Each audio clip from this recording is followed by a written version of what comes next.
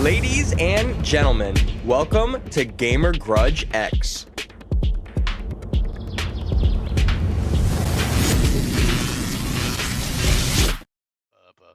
I'm playing cards all day long. Oh boy, this is going to be a very interesting Gamer Grudge episode. Hi, everybody. I'm Mist, and I'm here with Chris. Hi. Oh, Dick! Sorry, everybody. I just got my ass kicked in cards. But I still won. Yes, this is happening, everybody. We are on two different streams because we're doing two different things at the same time. All right, So, well, you know what? I can worry about Zell later. I'm going to go level my shit up. bear with us. But I am doing an episode of Gamer Grudge as the There are host bears. with Chris. Hi. That's me. And we, and John, because normally he's not a judge with me. So, John, hello. I didn't prepare any answers. I'm sorry. You know Hell what? yeah, None dude. of us are prepared. Okay. You are a cow. I'm Cal. Everything returns to cow. Yes. And we have three contestants. Tony. What's up? I'm Tony. This is my third time back. I'm looking to Heck have another you! fun time. Excuse me. I think Caleb. What are we doing? Yeah, I'm here. Okay. Yo, what's up, Caleb? What's up? And Bryce. Hey, what's happening? And because this is absolutely sloppy and unprepared because everything exploded the last few minutes, I have no idea what we're doing. I'm assuming we're not doing the rules. You guys know the rules, right? Do we have to go through the rules? I'd like to go through the rules. Mac, if you want to play the rules, play the rules. All right, here are the rules. The rules are there are 4 questions per round. The person with the point is awarded to the person with the best argument, not the best answer. If it was the best answer, then this wouldn't be a fair matchup. The fighter with the most points will win the entire fight. But if there is a tie, we will move to a PvP round. There are 5 phases in Gamer Grudge. First phase is the introduction phase, where you just state your answer. That's all. There's no answers, no nothing. Just give us your answer and move on. Phase 2 is the declaration round. This is where you argue your points for your answer. This is not attacking nobody else's answers. You are simply giving us your reasoning for your answer. And you get 3 minutes to do this. Phase 3 is the grudge round. This is where you tear down the argument, but keep it above the belt. But, you know, this is where you literally just tear down the person's argument. Tell them that their answer is strictly bullshit. Phase 4 is the last minute question round, where we give you a last minute question, basically either to give you a rebuttal or we have a question set up for you. 9 times out of 10, we're probably going to give you a rebuttal, but we try, people, here at Gamer Grudge. And phase 5 is cleanup and fact checking and the verdict of the round.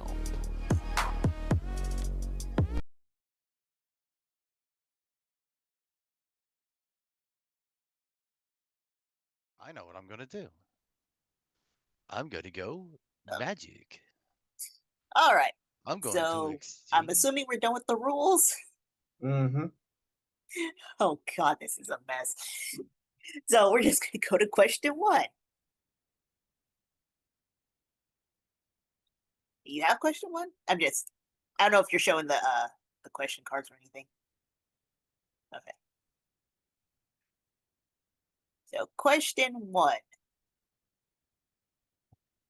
What video game character would you invite to the cookout? Oh my god. I know some of us don't understand what the cookout is, but You maybe do. someone in the group can No, fill us in. No, don't have to fill them in because they all answered. Oh, okay. I didn't answer. but you know what the cookout is, Yes, I know what the cookout is. and you are invited Yes. in the back. Oh, well, you know, at least I'm there. Well, let's get to the answers of the people who are going to be in front of you, apparently. Let's start with Bryce. I picked Kirby All right. from the Kirby games. And we're going to Heck go yeah. with Caleb. I picked Arthur Morgan from Red Dead Redemption. All right. Yeah, all right. And Tony. Well, I picked Shaggy from the series of Scooby-Doo video games that they have made. Okay, I'm going to get, oh, good lord. I'm going to get my clock. Bryce, are you ready for your 3-minute dissertation? Yeah, Oh, damn, brothers learned some good shit. All right. that's right. And go. Okay, so I picked Kirby, obviously for a few reasons. To go to the cookout, he literally eats everything. Cookouts, about all the food and fun, and Kirby is just the perfect guest for that sort of vibe. He's the least problematic guest imaginable. No drama, no chaos, just a lot of fun.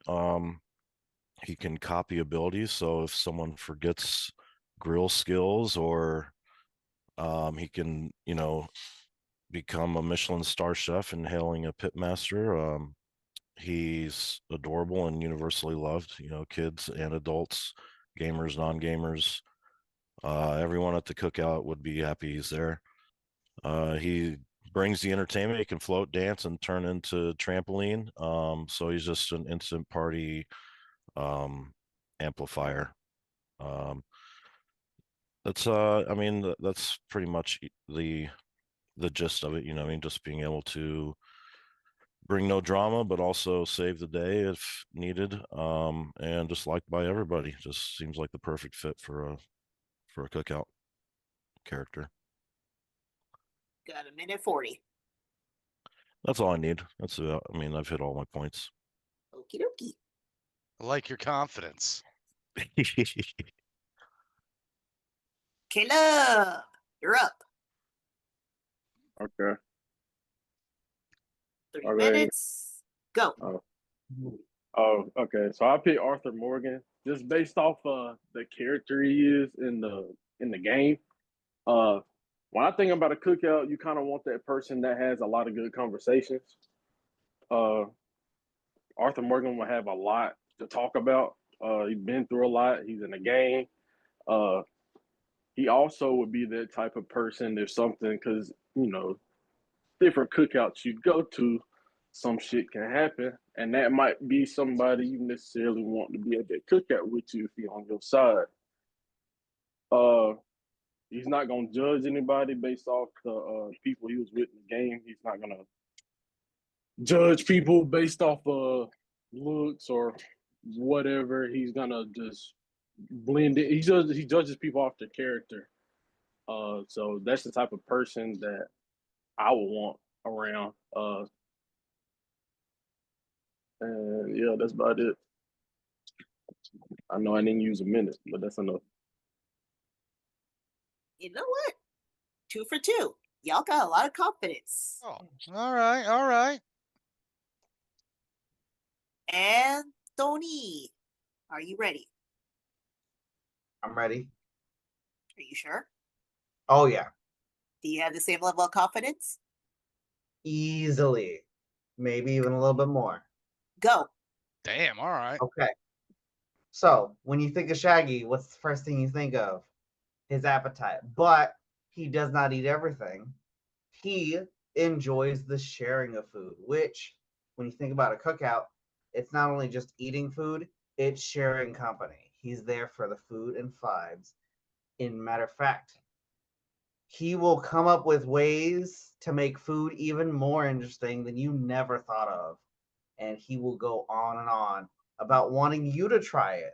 So you get to try new experiences and everything.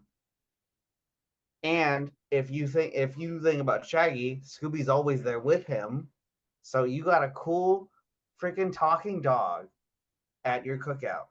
And that's going to be very memorable. No doubt. So no matter what, you're going to have fun at this party because he's always about having a good time. He's always there, just trying to enjoy life.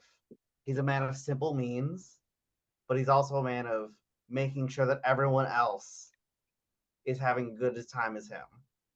He's not there for drama. He's not there to start anything. He doesn't like getting into drama or anything, but he will handle his business if he needs to. But he's just gonna be your best friend at the fucking cookout. No matter what. You know you're gonna leave with 2 best friends. That's it. That's my time. All right. Interestingly enough, you guys, none of you used all of your time. But I guess that's what the grudge is for, right? So that you can utilize the rest of your time. You're building up to violence. And we That's love right. it. Speaking of which, we got 5 minutes on the clock. Are you guys ready? Yes. Mm-hmm. I'm not getting a lot of enthusiasm out of you guys. Are you guys ready? Oh yeah! There we go. I want Mhm. blood. I want blood. cum. Blood. Oh, Jesus. I mean, if Jesus wants to join in, it's cool. And I say, mean, yay. They This is did my body. they did make a religious fighting game. They did. They did. And 5 minutes on the clock, go. Okay, so as far as Kirby, I'm gonna get right to it. What's the one thing you think about when you think about kids? You think about crying, and guess what? They fucking cry a lot. Kirby is canonically the brain that has the brain of like a small toddler. Kirby, More often if Kirby's going to entertain the kids, he's going to make the kids stop than not, crying. he's gonna fucking It- eat the The kids. thing, He the thing doesn't with care. Shaggy, he eats everything, yes, but he doesn't bring anything. Kirby brings entertainment. He Are brings you kidding skill me? sets. He brings Shaggy, everything. Shaggy's a walking liability. He's either running from gross, eating all the food, or getting high somewhere. He's not. He's first of all, he's not. He's a cartoon character first, so it's kind of a cheap kind of. He's not really a video game character. Yes, he's in video games, but he's primarily known for the cartoon work. So it's just kind of a loose pick there. As far as What Arthur about Morgan Kirby? goes, Arthur Morgan for me, yeah, great guy, great stories, but he brings trauma, tuberculosis, and a federal manhunt to your backyard. Nobody wants the cops showing up. Nobody wants disease running about, and nobody wants to hear him crying about all the people that's died in his life. He's not going to be sorry, what eating. was that? He's going to You said be nobody wants to hear about interrogating it? people. Nobody Yeah, also no one wants to hear a crying Minnie like Mouse children. fucking cookout either. Nobody wants a Nobody's going Minnie to be Mouse hearing cookout. crying. You're right, Unless because the cops are showing up, then you're going. nobody's gonna be The kids will be crying. hearing The kids will be crying when the cops show up to arrest Arthur Morgan. I mean, he's just like he's a Shakespeare tragedy in a cowboy hat. It's just one bad thing after another happens to him. So I'm not liking Matter of fact, that choice either. Like I said with Shaggy, he's not a video game character. And And you think Kirby's a good choice? you think Kirby's he's the worst? nothing He's a fucking to the party. He's ball, not a life of the pizza party. Not only is he gonna black eat the hole. food, he's gonna eat the fucking. Yeah, he eat brings all the fucking entertainment. food. He brings no chaos, no He's drama. also gonna He eat all the brings fucking nothing but No, food. chaos. and he's going to be able Half to the time cook. he fucking He's going to be causes the chaos. best That's chef the- you that's ever probably the worst ate answer off in of, here because he's Yeah, going guess to what? be able to That chef absorb is the gone skills now. of professional chefs. He's going to I be hope that it's worth it, because that person doesn't exist anymore. he's you know what? literally That loved by kids, adults. Like I said, everybody that meets Yeah, Kirby because they is don't have to have him right entertained. next to him, because fucking His skill set is half of his perfect shit, for half the the adventures that he cookout. does is because either he's tired, No cops, no somebody wakes him drama. up, or he causes drama. He causes like half of the. He's never He's never No murders to solve, no murder mysteries. there's Somebody's no gonna body. if There's no Shaggy's there, body there's gonna be some dead body. If Arthur Morgan's there, the cops are showing up. I just don't really think either one of them are good picks. Dude, And you fucking think yours is a good fit? brings such good food. He brings fun. He's gonna fucking challenge you to eat just like him. And you're gonna Shaggy fucking at a cookout, he's gonna eat and then he's gonna panic as soon as the leaf blows and leave. okay. He panics, but he doesn't panic that badly. At least he's not the fucking cause. Arthur Morgan's of the gonna panic. say he's gonna be like, he's gonna make somebody apologize to the ribs before he eats them. You know what I mean? He's just gonna be like just a total downer about everything. Okay. Arthur Morgan might be sad. Kirby eats, sad. entertains, Kirby, and doesn't bring eats and tuberculosis. there. He eats and does not stop. And then he will eat your house. He'll eat your fucking cat to get powers. He'll eat your fucking barbecue grill thinking, oh, I can get fire powers and shit. He just eats and consumes. He'd be great for cleanup too. As soon as it was time to clean up, you just suck everything in clean up and the fucking Ain't gonna be right shit into to clean up. You already done ate every goddamn thing. throw it right into the trash. I mean, if he's a guest, so he's going to act reasonably, obviously. Yeah, I he's mean, a guest with a fucking black hole inside of him. I don't know that you want someone that unstable. He's a fucking single-celled organism who only thinks of one thing, consuming more and more. Crap. You know what? Matter of fact, he's gonna eat all the food before anybody else gets to eat food. Exactly. Yeah. You're gonna Nobody ruin gets the fucking cookout. That's the worst fucking answer in here is Kirby. Mm-hmm. Facts. no. That shit. Shaggy's the worst one, honestly, the because he's not person even a who- video game character, and he does absolutely nothing. He is a video game character. He's been in video games. I mean, Because the addendum. Here's the thing though. Both of y'all pick motherfuckers that's gonna like eat goddamn everything, bro. Everything about a cookout ain't just about the food. You want somebody that's gonna I don't want to have to clean up. Stop. Hell no. Hey, Ding ding. guys, let's be cool. And for those of you who don't know what a cookout is, this is the attitude that happens at a lot of cookouts. Fair. All right, so I have a question. Do you guys have questions? I got a question. All right. Do you know the Muffin Man? No, because Kirby ate him. And now he's a sentient muffin. All right, what's your question, Joan? My question: what they bring into the cookout? Exactly. What was the question? What are they bringing to the cookout? Ooh. And by that, I think I know what you mean. What food are they bringing to the cookout? We're going to start with Bryce. What food would he bring? Uh-huh. Just about everything on the list, probably. I think maybe, I don't know, something like some cookies that give you temporary copy abilities that he's able to some of his powers, but he'll bring some dessert cookies that give people different abilities like he does. Fire cookie to be a good grill master, cookie to dominate cornhole, Cornhole. but it's just things like that, some copy ability cookies. Okay. Caleb? As far as food, I don't know. I didn't pick him based off of what fucking food he would bring. But I guess he'd bring some damn alcohol, and according to him, he'll bring the tuberculosis with it. So have fun with that shit.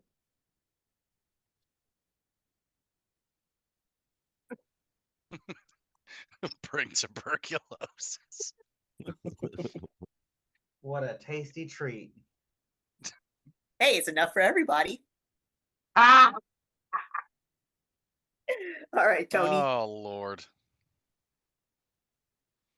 not only is he gonna bring food, he's gonna bring creativity because he's gonna. You do bring food. Thank you. Everyone, this is the Hi. lovely cat. He brings Hi. Hi, a cat. list, a smorgasbord of all the wonderfully wacky foods that he's made. He's made something called the Super Shaggy Sandwich. He has his own fucking sandwich. He brings freaking liverwurst a la mode. I know these sound a little weird, but trust me, he'll get you to a place where you're gonna enjoy this stuff. He also just he'll bring pizza if that's what you want. He just fucking is there to make sure that you enjoy food as much as he does. He has his own iconic sandwich that he actually has in universe, doesn't just make up out of his butt. Well, he makes things with his butt too. It's you just never see that in the show. Yes, but he's not going to bring that for you to eat. Point. All right. So, in terms of fact checking, Mhm. about this whole tuberculosis thing. Fine. Yes, he did have tuberculosis, but that was later. He didn't start out with it. No one starts out with Yeah, tuberculosis. I guess we should define like what era Arthur Morgan are we dealing with? Right. all- 'cause- Tuberculosis era. Tuberculosis era. Tuberculosis No, era. not that Morgan. We've already decided. No, not that one. Before Also- admission where he got it. if I recall, when he did figure it out, he did try to stay away from people. If I recall the game, well, as much as he possibly could with continuing the story. If I can say a thing. But Yes. it's still contagious before you know you have it. Sure. That's how he Even got it, right? before he had it, he was always a little antisocial. He was always very gruff and just kind of. Oh, yeah. Yes. That That is wasn't true. necessarily the tuberculosis thing. No, but when he figured out that he had something, he kind of It was a just- little bit more It just standoffish. wound up to 10. Yes. No, I know. Other than that, you guys are brutally on point about your characters. I do also have a thing I would like to bring up if I'm allowed. Yes. In the No. game. Huh? No.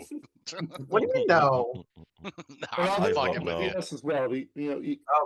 I'm just saying, since he introduced it, is there in canon a cookie that gives you the power of Kirby? That would be worth a fact check, I think. I feel do like not that's think worth a fact so, check. but let's see. Can't just be Well, making it up wasn't cookies. necessarily a question about what in-game item would he bring. It was just what food would he bring.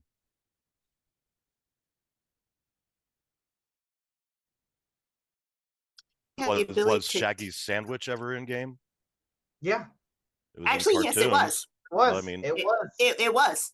it wasn't It really actually was. specified that way in the question. Yeah, technically he's right. He could have been like, you know that episode of South Park when they all turn into anime characters and they're playing ninjas? And Cartman's My like, I have thing the is- power to have any power I want. But that's what I'm saying. Is my thing is that opens up. Oh well, I'm gonna bring this pizza that just it gives you the greatest wish in the world, whatever your heart truly desires. Like Yeah, that's that's Bella Napoli's Big Genie Pizza.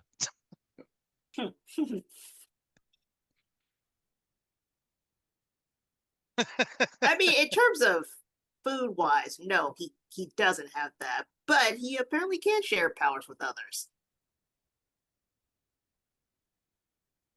Huh. So the cookies don't actually do anything. He just bakes regular ass cookies. okay, But and I was gonna bring that up about Shaggy, where it's like, all right, technically he didn't start out as a video game character, but he is a video game. It's the character in the way this is brought up I and mean, used it's as a like weapon. saying Nicki Minaj is a video game character because she's in Call of Duty. You know, I mean, it's I like, mean, she's in Call of Duty. She is. I mean, hey, look, we've had this debate on amongst GF1 before, where it's like we gotta be real specific about our questions, because y'all sneaky little bastards will find ways to get around us. I'm just saying, it did not specify they had to be original video game characters. That is true, and I was gonna You're- bring you're that up as correct. well. You're 100% correct. Yes, I never did say that they had to be video game characters. Yeah, Originally video game characters. original video game characters. What I'm saying. So, with that said, John, we're gonna start with you. Who do you think won? I think we all brought good points. I think Arthur Morgan, definitely can bring some interesting stories to the table. He's seen some shit. He'll start some shit. He'll help you out. If Johnny Law comes by, he's not akin to not helping you out, so he's good there. Bringing alcohol to the party, always to the cookout, always a good idea. I think Kirby definitely has like a good skill set, good for entertainment. So he's not just there to eat. He's there to. He's an overall good guy. He's gonna help you out, and and everyone's gonna have a good time. But ultimately, I think my favorite answer was definitely Shaggy. I think I like Tony. I liked your idea of he's gonna bring some interesting ideas to the mix. Yeah. And if there's gonna be some weird shit to eat, he's gonna help you find a good way to enjoy it. So I think that's the answer I like the most is what he's gonna bring to the cookout. That's why Shaggy for me. All right, so one for Shaggy. Chris, my dear, who do you pick? So, again, all three answers are really, really good, but there were some good points brought up. So, the big worry I would have in inviting Kirby to anything is that he would eat someone's children, or someone's pet, or he would see something with that just has a cool thing about it and be like, I want that. He's And gonna eat it. show up wearing your three-year-old shirt. You're like, what the fuck? Yeah, exactly. Oh no, he inhaled my depression. Actually, wait a second, that's pretty good.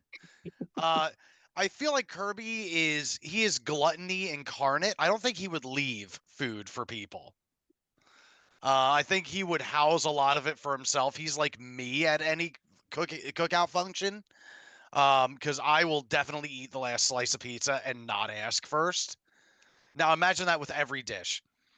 Arthur Morgan, I think he'd be cool. He'd be cool to hang out with. But something tells me he's a little bit of a lawman. I don't know. I think he's on the cops' side.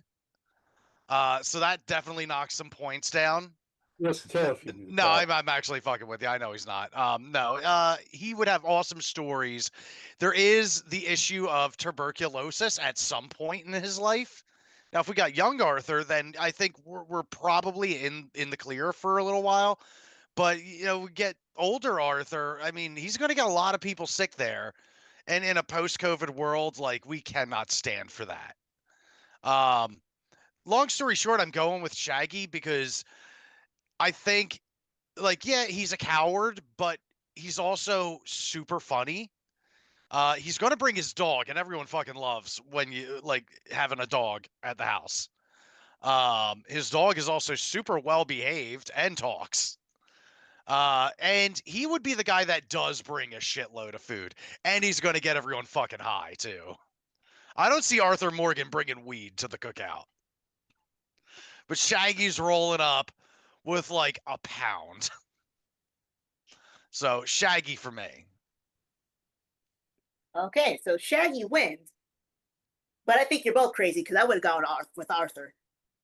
Okay. Why Arthur? It's a faux pas to eat up all the food at the cookout.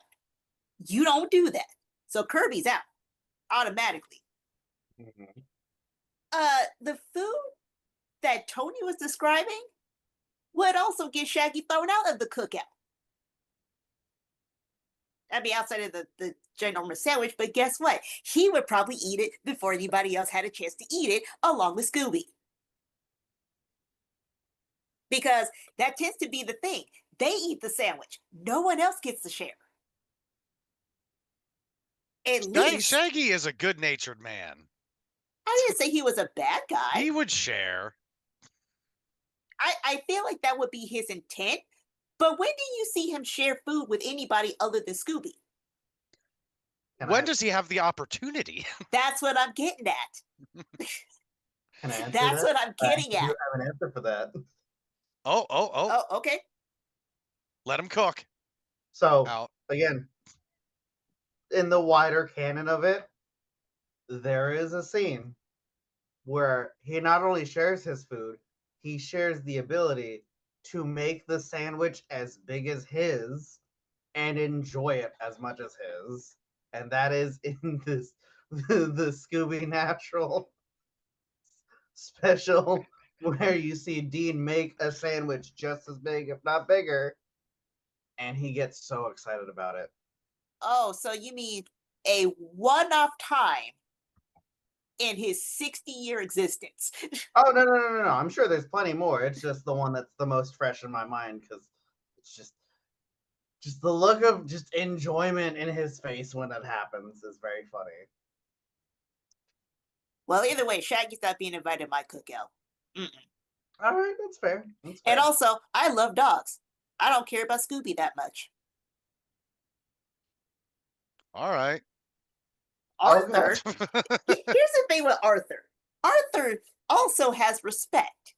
I do think if he chose to show up, because he might not even choose to show up in the first place because of tuberculosis. He might not show up. He's invited, but he never because comes. of death. That's what I'm saying. He might not show up. But let's say he does. He would at least have the respect to stay away and be like, yo, I'm deathly ill. Can you at least throw me a piece of chicken? I'll eat it off the ground. Just throw me a piece of chicken. Just toss it over the fence. I'll grab it myself. Exactly. Not like I'm gonna get any sicker. So I'm on Caleb's side. I would pick Arthur Morgan. I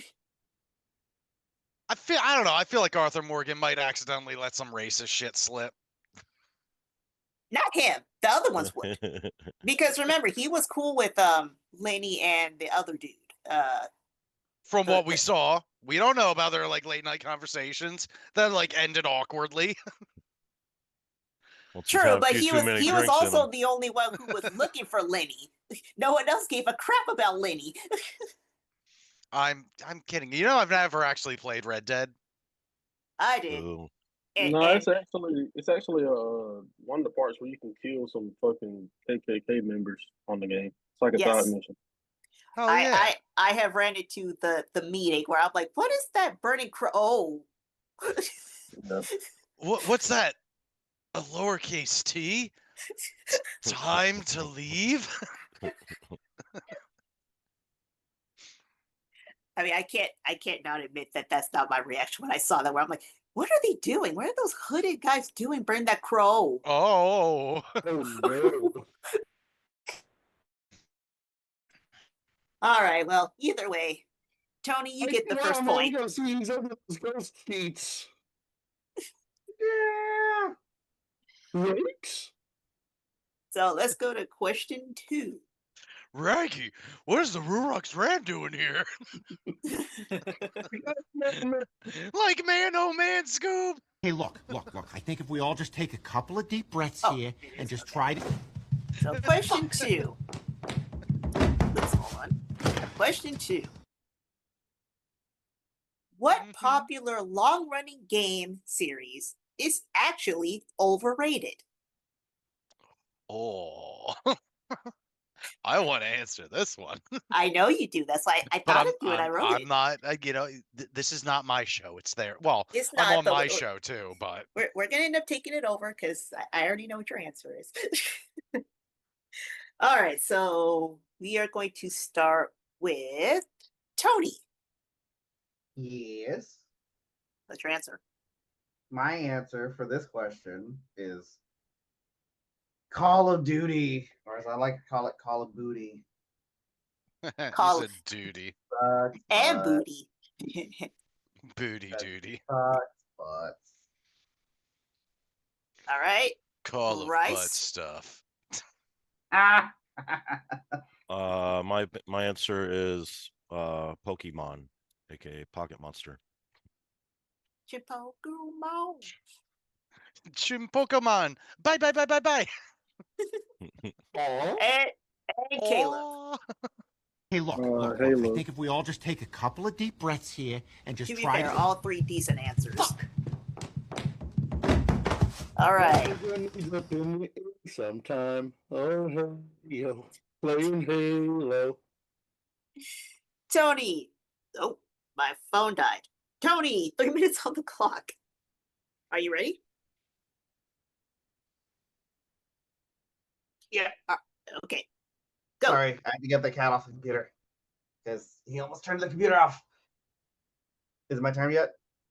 You are down 7 seconds now. Cool. Okay. Honestly, what hasn't been said about this game?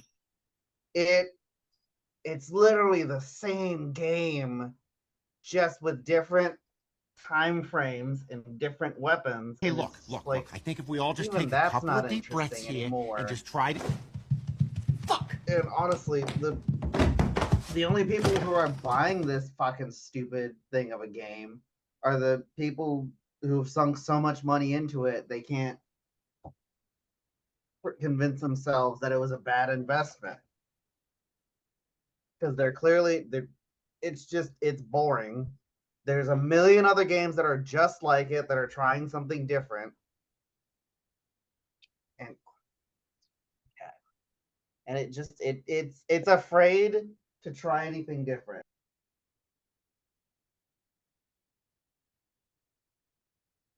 Minute 50.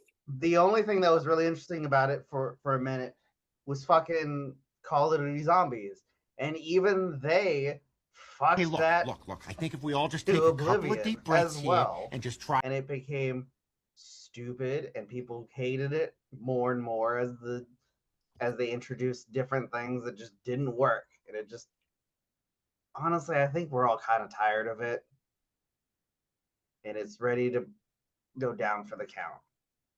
It's time to bury Call of Duty. And I yield my time. Okay. Okay, I'm gonna go see. I don't know. Bryce. Yes. 3 minutes. Go. Okay. Why is Pokemon the most overrated game? It's one of the biggest franchises on Earth, but it still does not evolve. Which is ironic since that's what the game is, about, is evolving your creatures somewhat. Same formula for 25 something years, just no story innovation. It's very weak, repetitive gameplay for, a long time now. The developers have AAA money, but never really deliver on a AAA quality. There's always performance issues. Graphics are outdated. and it always just kind of feels rushed to release just to get another buck. I feel like the fan base carries this franchise more than the developers do. It's overrated because it's beloved, but not because it's excellent. It's just literally lacks any sort of innovation. I mean, this game's bigger than Mario, Call of Duty, or the franchise is, at least. And it's still can't do anything different. I mean, they're just using the same formula over and over to just milk the dollar, I guess. But you would expect it to change with that sort of cultural dominance. But like I said, same basic structure, same battle system, same story style. Same formula from the 90s. Quality never matches the hype. It's just very nostalgic driven. Just delivers on shallow stories. They still get massive sales, but that's what the overhype is about, the overratedness. It's just lacks in every sort of innovation. It just fans accepts the mediocrity just because they're loyal to the brand and the franchise. It has potential, but it never really reaches it. I mean, they have endless money, so endless brand power, and so there's really no reason why they shouldn't kind of branch out into other avenues of innovation within the games. Like we see with Mario and Zelda and these other big titles from Nintendo, and they just never really do anything with Pokemon on that side of it. Yeah, I think that Pokemon's like the Stop. only. Okay. Hell yeah. Caleb. I'm Hello. here. Are you ready? Sure. Love it. Go. Okay. So I picked Halo, which is kind of funny because I've never played the game a day in my life. I've watched other people play it because it came out when I was really young. I watched videos on it. The stuff that I've seen, that the gameplay is like Halo is like a fever dream game. It was a pioneer for like games like the shooters that you see today. And I think that's like one of the main reasons why people hype it up so much, because it's more of like you get blinded by the like OG Xbox days. Uh I also think people overhype it because it's probably the best Xbox exclusive game, probably, which Xbox barely have any exclusive games. That's why Xbox is a trash console, but that's another conversation. Um, I seen that the gameplay is very repetitive as far as the story mode. You literally shooting the same type of enemies in multiple different types of games. I think it was Halo 4 or Halo 5. I watched the video yesterday, but that they started like chasing, instead of like inventing or like staying true to what they were doing, they were trying to chase like the shooters, that whatever like the new like Call of Duties. They're trying to change like their gameplay and chase different like styles of gameplay instead of just reinventing their own thing. And they lost a lot of their fan base based on how they changed everything, and they were trying to chase something instead of reinvent something, because they were the pioneer of these games, and a lot of the fan base was disappointed in it. And yeah, that's about all I got. I don't know how long it was. You still had about a minute left. No, well, no, I'm good. And that's okay with us because that's why we got 5 minutes for a grudge. Are you guys ready? Hell yeah. Yeah, I'm ready. All right, 5 minutes on the clock. Scourge or go. Okay. I'm gonna start off with the Pokemon right here. So you keep talking about how repetitive Pokemon has done so many other different things. There was a fucking there was a Pikachu interactive game that came with a fucking microphone that let you raise a Pikachu. There was Pokemon Stadium that let you run through the gauntlet of doing fucking 3D fucking Pokemon back in the early 90s on the Nintendo 64. And it was revolutionary for the time. Yeah, 25 years ago. Yeah, Like I I said, know. like I But said, again, they haven't done anything in again, over 20 in 25 years. Yeah, they did Yeah. that, but they haven't done anything since then, have they? What's the newest thing they've done that different? Pokemon Go, Call of fucking Duty, Pokemon Sleep, fucking Pokopia. They Call of fucking did Duty at Pokemon least with introduces new modes, new guns, new maps, new engine styles every year, new movement systems. wow. They do innovate a bit. They do stick to a very similar formula, but they do try to do different things, especially with the last couple of years, the new movement I systems that agree are with that. introduced. The campaign is a bad thing on Call of Duty right now, in my opinion. The multiplayer, a lot of people still play the shit. It's still been good, in my opinion. Yeah, I And mean, they're if you still want to talk innovating about on the copy and multiplayer paste side of it. game, like if you want to say like COD is a copy and paste game, the real copy and paste games are the sports games like Madden and fucking 2K. I probably should have actually picked Madden. Right. But Call of Duty's not. You want to fucking talk about multiplayer? Fucking Halo let you make your own fucking maps and game modes. They gave creativity to the people and said, "Hey, I like. fucking make what you want." I mean, Halo, it's not really overrated. It's just under supported by the developers. I mean, it revolutionized console first person shooters. It created modern multiplayer culture. So that game is iconic. Music, characters, world building. It's not necessarily overrated. I just think it's under supported by developers, and they just don't know what the hell to do with it.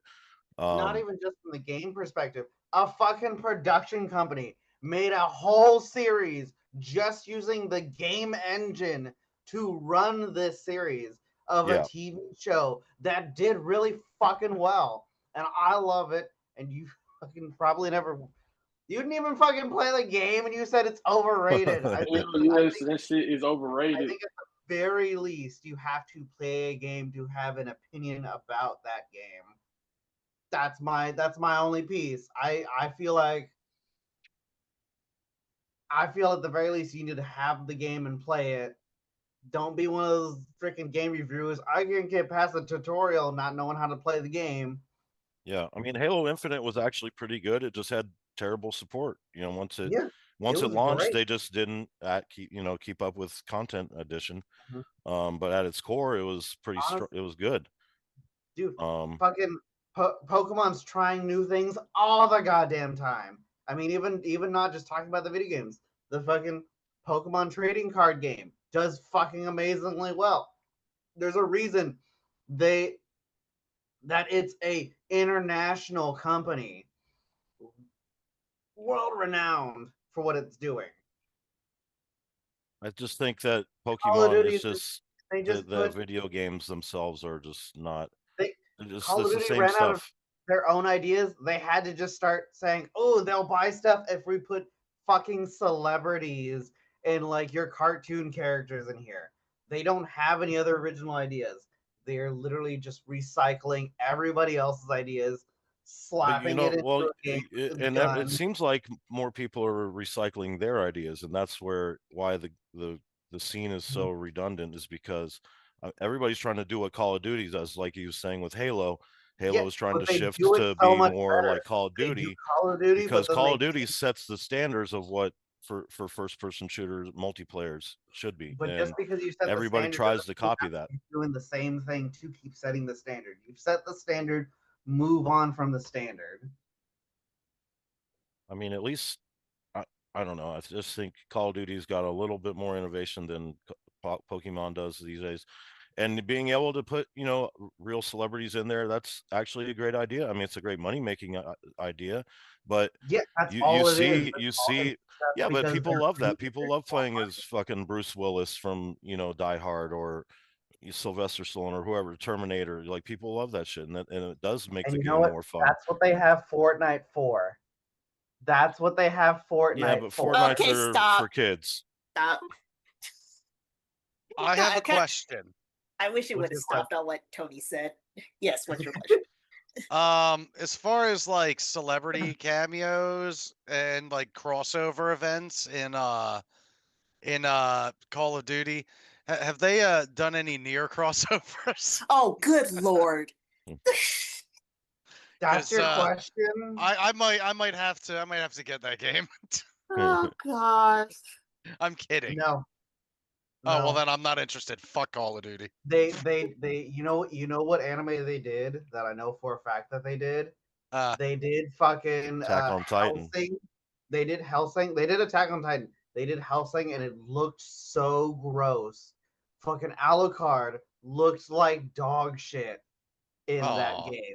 The only Holy one I fuck, paid it for on made- Call of Duty was the Beavis and Butthead package, so I could run around as Beavis or Butthead. There's a Beavis and Or- Butthead package. Yeah, There's a yes, Beavis and it's Butthead. great. But It's- except like I- the models are so huge, like the gas mask doesn't fit his face. His head's sticking out of the car roof, like when you're driving. It's like Again. absurdly huge. It's such an easy target. He's just like very bright and big. But Just I a still, giant hitbox floating it's just around. yes, Yeah, They but can't even it's humongous they head. can't even integrate things correctly. That's how sloppy and lazy they are right now. Huh. They Duly got noted. they got my money for that one. You're right. They did. They took your money and they fucked off with it. Well, that's every game company. Especially now, which we'll probably get into. Oh, we will. Oh, Mac, you're here. I didn't think you were gonna be here. Hey!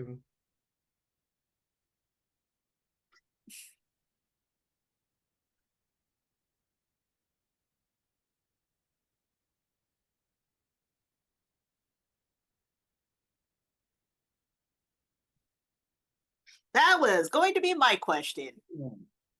Okay. Same. Who we start with? We start with Tony. What would I do to make it stand out? Pretty much. Make your overrated game not overrated anymore. Oh, dear Lord.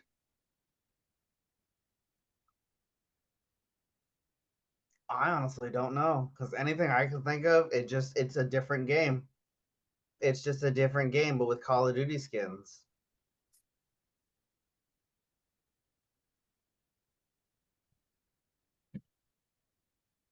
Because like my first thought was, oh hey, what if you put it in the perspective of the people like giving out command and stuff?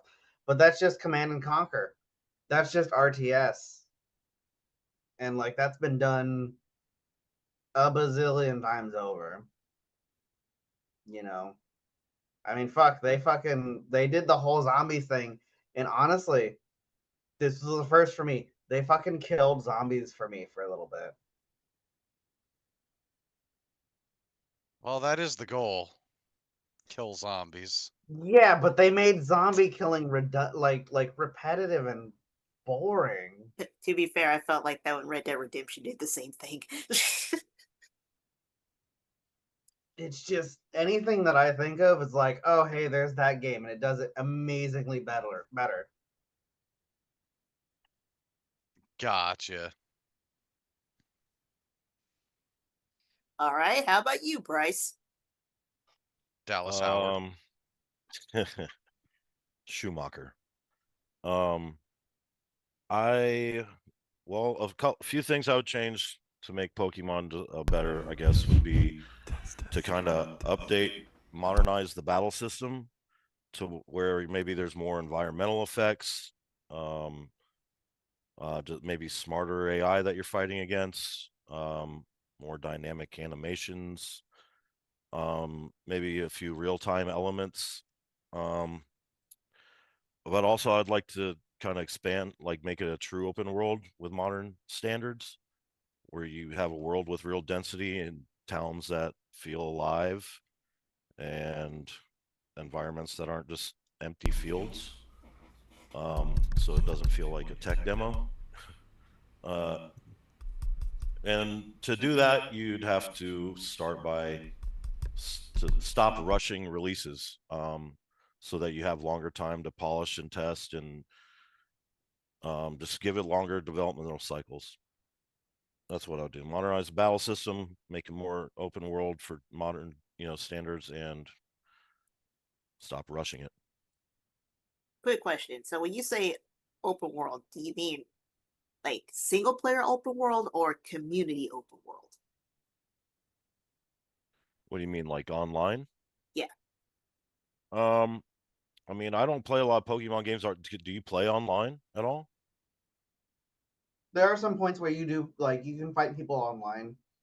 I mean, I know that yeah. there was one where you could do raid bosses in like teams of 4. Yeah, I mean, I think maybe creating some kind of like hub in certain cities or points on the map, where you can interact in that way with online stuff. Maybe similar to something like how Elden Ring works. It's not like a true online world, but just making the world more, I don't know, more lively and dense with you know wild Pokemon with actual behaviors, and just make the the environments better. But yeah, more of a single player open world and little pockets of online hub kind of work. Okay. Caleb, save Halo.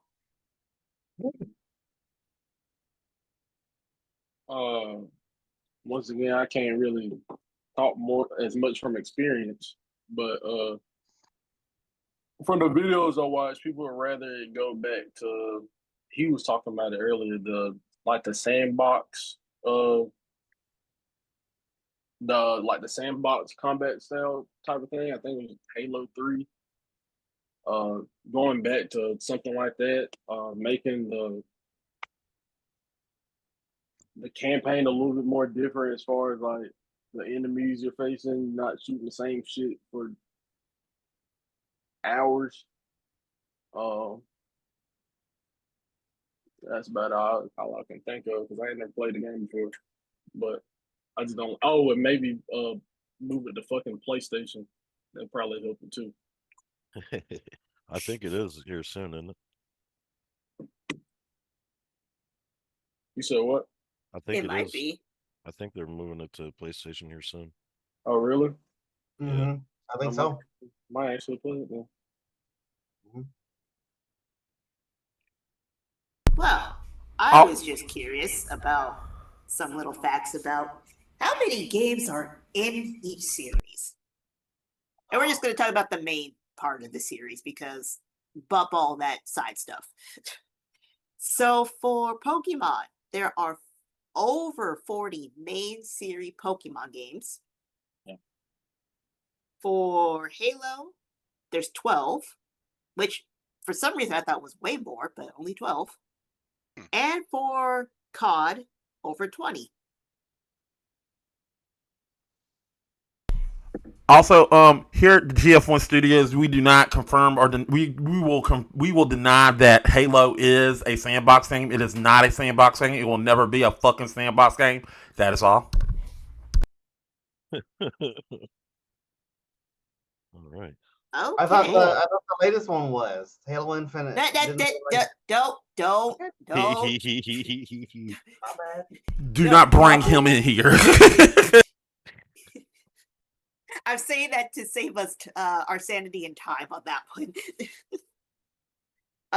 Okay. Chris, my love, I'm gonna hand the floor to you because I know you want to say it.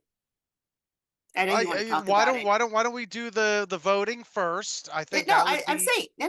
I'm saying do your voting, but I know you have something else to say about this as well. Okay, so I mean, part of me wants to say Halo just because the Halo fanboys are like so fucking crazy that they would be so pissed for me to just be like, fuck Halo. No, but I haven't played it either, so I can't justify calling it totally overrated. My vote's going to go for Call of Duty. Simply based on like, yeah, a lot of the mainline Pokemon games are just the same thing over and over, but they've got a shitload of side games where you get to do cool shit. So I do give them credit, even if they're not putting their best teams forward, that they are out there trying things every now and then. Whereas Call of Duty is just Call of Duty, shoot a man since forever. Someone earlier mentioned that like, oh, people are just repeating things and it's getting redundant, and it's like, oh, it's almost like people have been spending the past goddamn 10 years just remaking games. Oh man, you want to talk about remakes? These fucking dog shit missing the point remakes. But no, that's a whole other rant. I could go on about how as pretty as the Resident Evil remakes are, how most of them kind of miss the fucking point, which is crazy because a lot of them are like the same teams. Or Final Fantasy VII remake is a fucking polished travesty of storytelling. Because I don't know, fucking Disney infects everything. But yeah, speaking of, that would have been my answer. Final Fantasy would have been my answer if I was going to answer this question. Oh, what's overrated?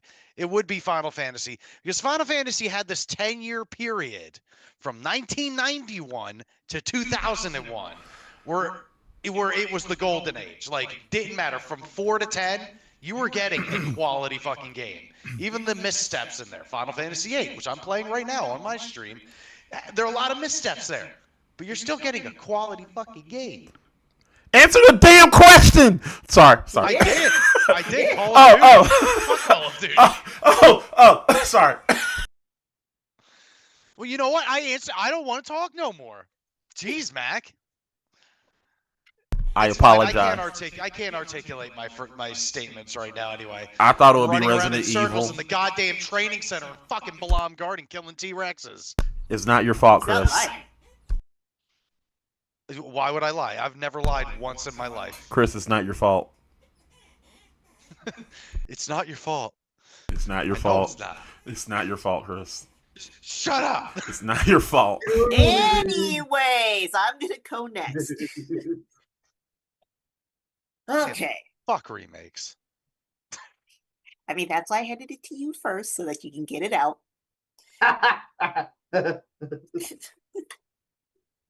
Hey, this is my soulmate over here, okay? This is my partner. I knew what he was gonna say.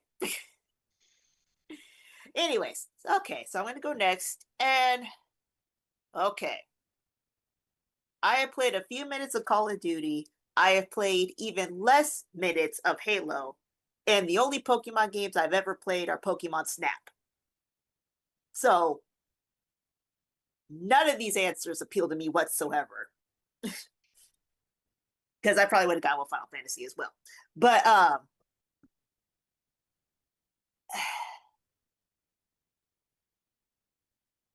I would pick Halo because I have a friend who's obsessed with Halo, but I can't say it's overrated because of that. It's just that friend drives me nuts talking about it.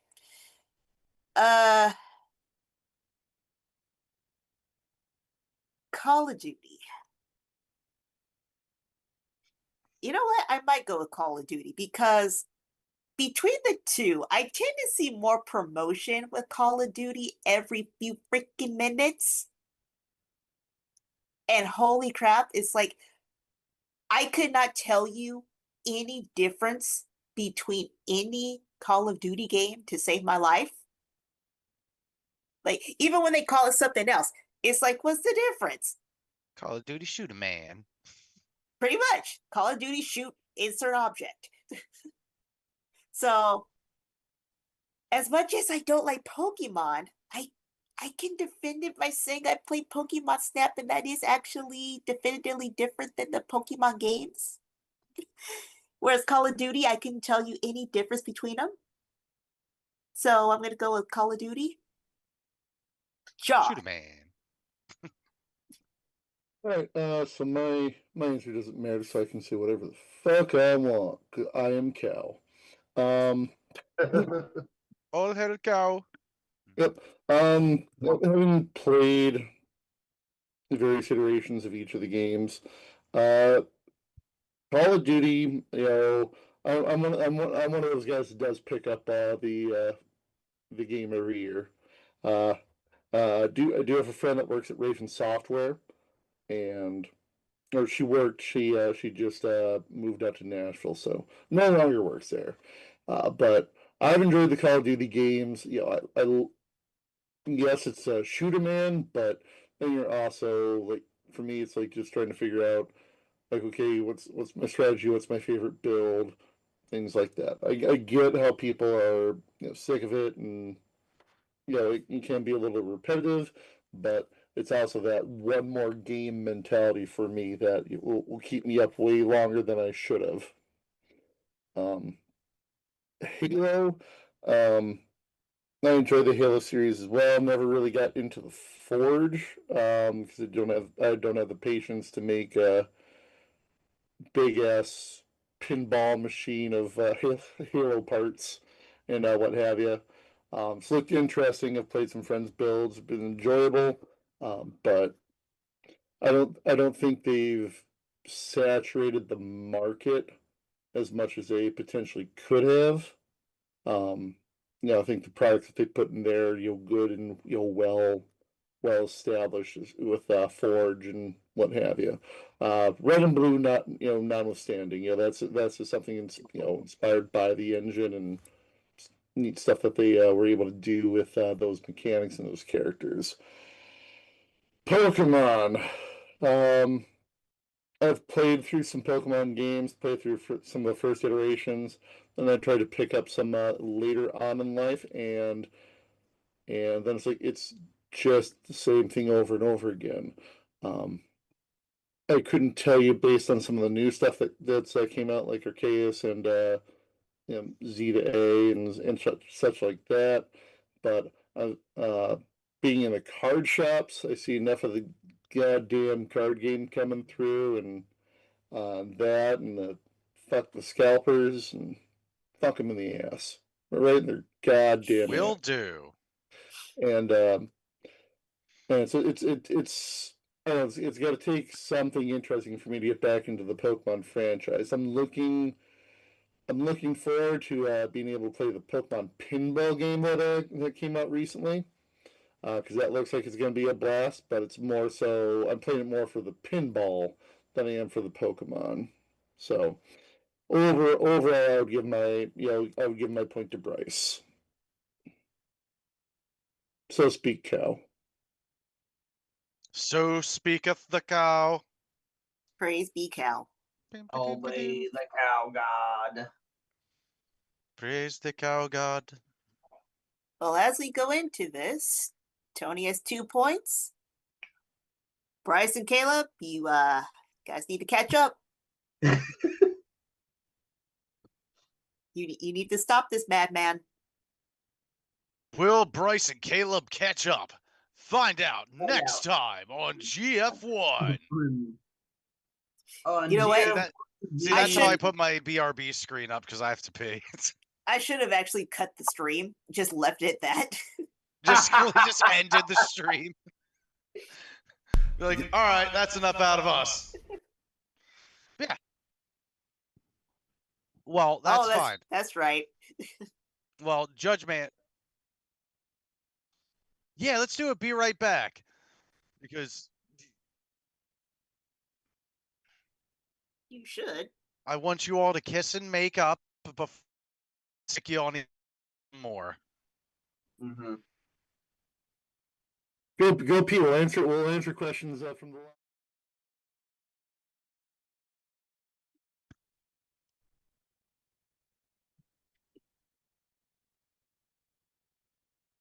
So, if I could say one thing, only because I have to say it before I lose track my track of mind. There is a song called "Obey the Cow God" by a group called Green Jelly. And Yep. I just thought about it. Yep. I remember green jello. Fucking love green jelly. And back in the days when Dr. Demento was on the air, there was a fun song called Cows with Guns. Yeah, I saw that in the comments too, but some ass Love in the Medal of chat, Honor. BF1 Studios.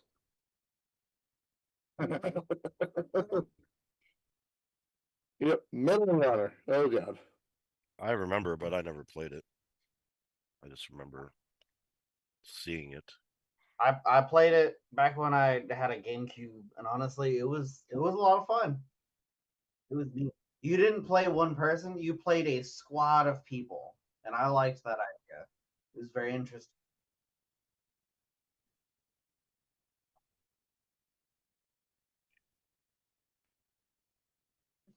Mm-hmm.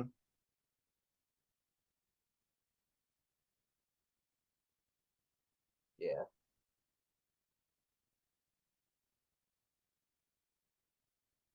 Sleepy.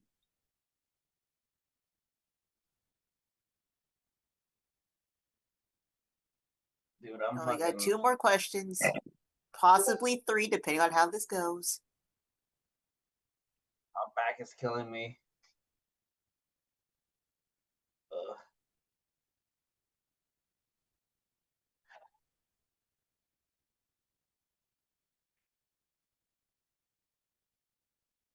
Mac, what did I tell you last time about doing things last minute?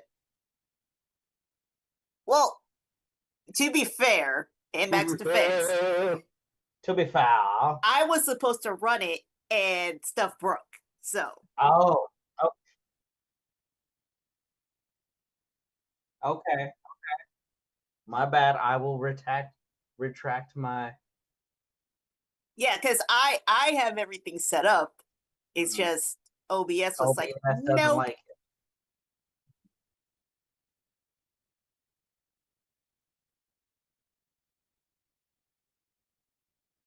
Oh, you mean like the last time you faced me and I whooped your ass? Uh-huh, sure. I'm sure. Uh-huh. I'm, I'm still waiting.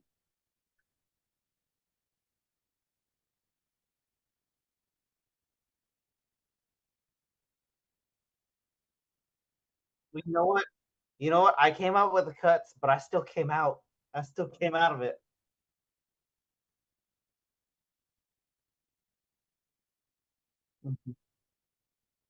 Mac, hold on, Mac. You're saying this in my presence. You're saying that in my presence, like I haven't whooped you several times. Oh,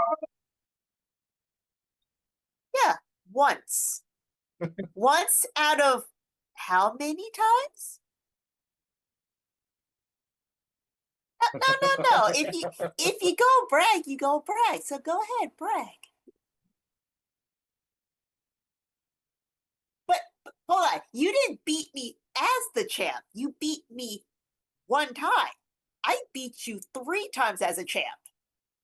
Oh! I missed.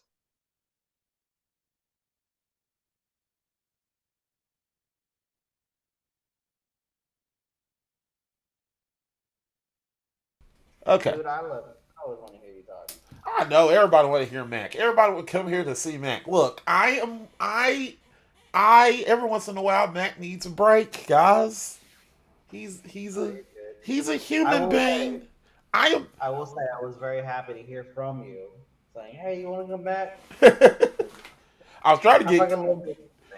yeah, I was trying to get y'all to watch that come on the Mario stream with me and Scott, so you could hear us like literally see us like struggle when we played Mario 3 because we were having a time. I know. We were fucking we was like, we hate this game. We're playing with 2 players and we can't beat this. Me and Scott wanted to kill each other. I'm upset that you didn't invite me to the fucking Kingdom Hearts stream.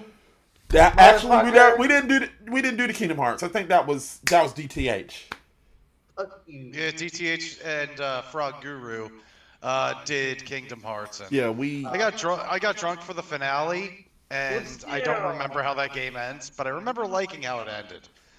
Or I just like that it ended. I can't remember. I have a short of you. You didn't talk about how it ended. You talked about something else totally. Scott said it's weird unrelated. because I can hear the other parts. Yeah. Oh, totally unrelated. I was zoning out during a lot of that game. You were actually glazing Final Fantasy VIII at the end of it. Oh, awesome. All right. So you can get back to the show, and you. Yeah, I'm I'm back on. All right. Also, make sure. Also, before I go, make sure you go watch the GF1 podcast and watch this bullshit about Piccolo being a B tier character. Anyway. Oh, good lord! I have not forgot. That's bullshit. No. He's not putting into perspective of what or context of what we were talking about. Well. No, we don't have time because I'm not going to sit here and argue with Mac over it again. Okay. Don't. It's bullshit. Put respect on my man's name. We did. Mac is the one who's not putting into context as to why we said what we said. All I said was put him at A tier, and then y'all wanted to put him at B tier. I was upset with that. No kidding. That's why we're not going to talk. And then what made me angry? Mac, continue the show. I will be quiet. I'm going. Yeah. We'll talk about it another time. I mean, granted, Piccolo spends more time aura farming than actually doing shit. See, Mac? This is what happened. And he doesn't even know the context of what we were talking about. Dude definitely likes posing. Yeah, but he also poses for a guy who, like, hasn't been very Oh, relevant. shit. It's question 3? Yeah, question 3. Yeah, let's do question 3. Whoa, why is it way off screen? Oh. Oh, there we go. Thank you, Mac. What RPG has the best soundtrack? Don't say your answer. I know what it is. I didn't. All right, we're gonna start with Caleb this time. I picked Destiny. All right. And we're gonna go to Bryce. Claire Obscure Expedition 33. And Tony. So I will go with what I mentioned earlier, Kingdom Hearts. Caleb. Are you ready? Are you awake? Yeah. I'm here. Do we need to get some coffee in you? No. I was messing with my dog. I'm ready. All right. Well, since you're ready, explain why Destiny has the best soundtrack. Go. So, Destiny was really a personal answer, I would say, because it's one of the main games I played when I was growing up. I started playing when I was in middle school. The soundtrack is not like a Kingdom Hearts where they singing and shit, but it's very like I don't know, dramatic. You got different soundtracks for different types of enemies, like the Fallen, the Hive, the different raid bosses that have different soundtracks. The opening soundtrack of the first game, Destiny, is just I could sit there and listen to that fucking sound and then it can help me go to sleep. It's beautiful. One of my favorite sounds in that game is probably Crota's Inn. That's on the first Destiny. And it's when you get to the end, to the boss fight, when you actually kill Crota. And I can't explain how it sounds, but it's just very. You want a game that makes you, just like a movie, like when you're watching a movie or you're watching an anime and they're fighting.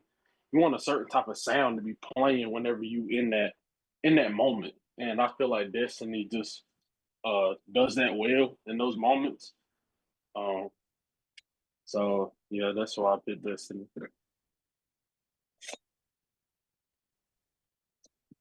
Hell yeah. Thank you. Oh, okay. You still have over a minute. Oh, it's fine. I'm ready to go. Bryce, Yes. Hello. do you like rice? Sometimes Hey, my Do name you is eat Bryce, and I ice? like rice. I chew it. I'm chewing on ice. Hey, that's nice. I'm Bryce. Do you have pet mice? You better start cooking. My butt's full of mice. Nice. One of them has ice. They sound like dice. I think Anyways, they have lice. Circling back to loving Ew. that rice. that broke me butt lice. Anyways, 3 minutes on the clock. Go. Okay, so for best RPG soundtrack, Clear Obscure Expedition 33. It's just, I mean, it's just a amazing soundtrack. From all the opera singing to the arrangements of the music and the mood that it adds to the game. I mean, this is a soundtrack that's not only good on its own as a soundtrack, but it it adds to the emotion of the game. You know what I mean? It draws out it makes the game better, and that's what you want out of a soundtrack. You want it to be able to amplify those scenes, you know, in whatever emotion you're trying to invoke.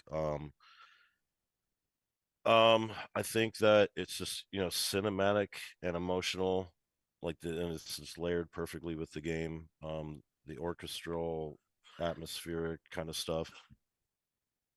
It's really surreal. It's different. And it fits the visuals of the game as well, and it's all very cohesive together.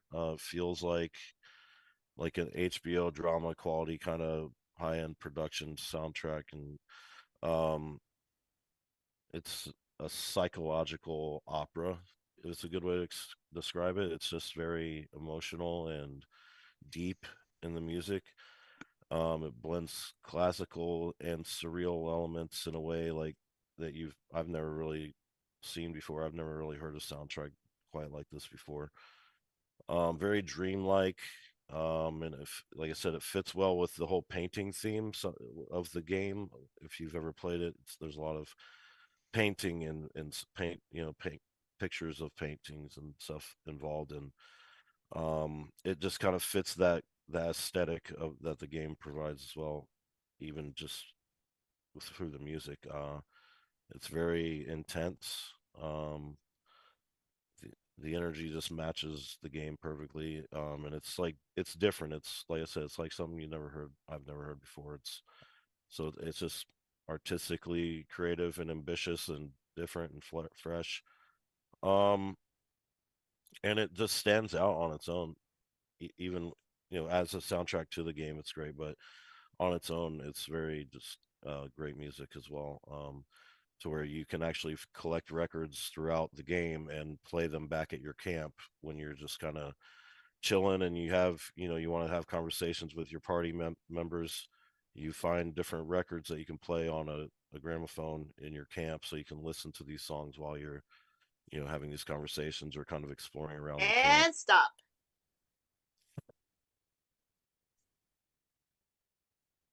Tony. Let me know when you're ready. Go. All right. So, love, despair, hope, dreams, passion. These are words that fill your soul when you listen to the tracks of Kingdom Hearts. Not just one game, not just two, but fucking 8 games of just pure emotion will fill your ears as you play this wonderful story game. If you want facts, I'll give you facts. The main theme from the first game was top of the charts for weeks, and was in the top 10 for 2002 best soundtrack, best selling single, and it even went double platinum.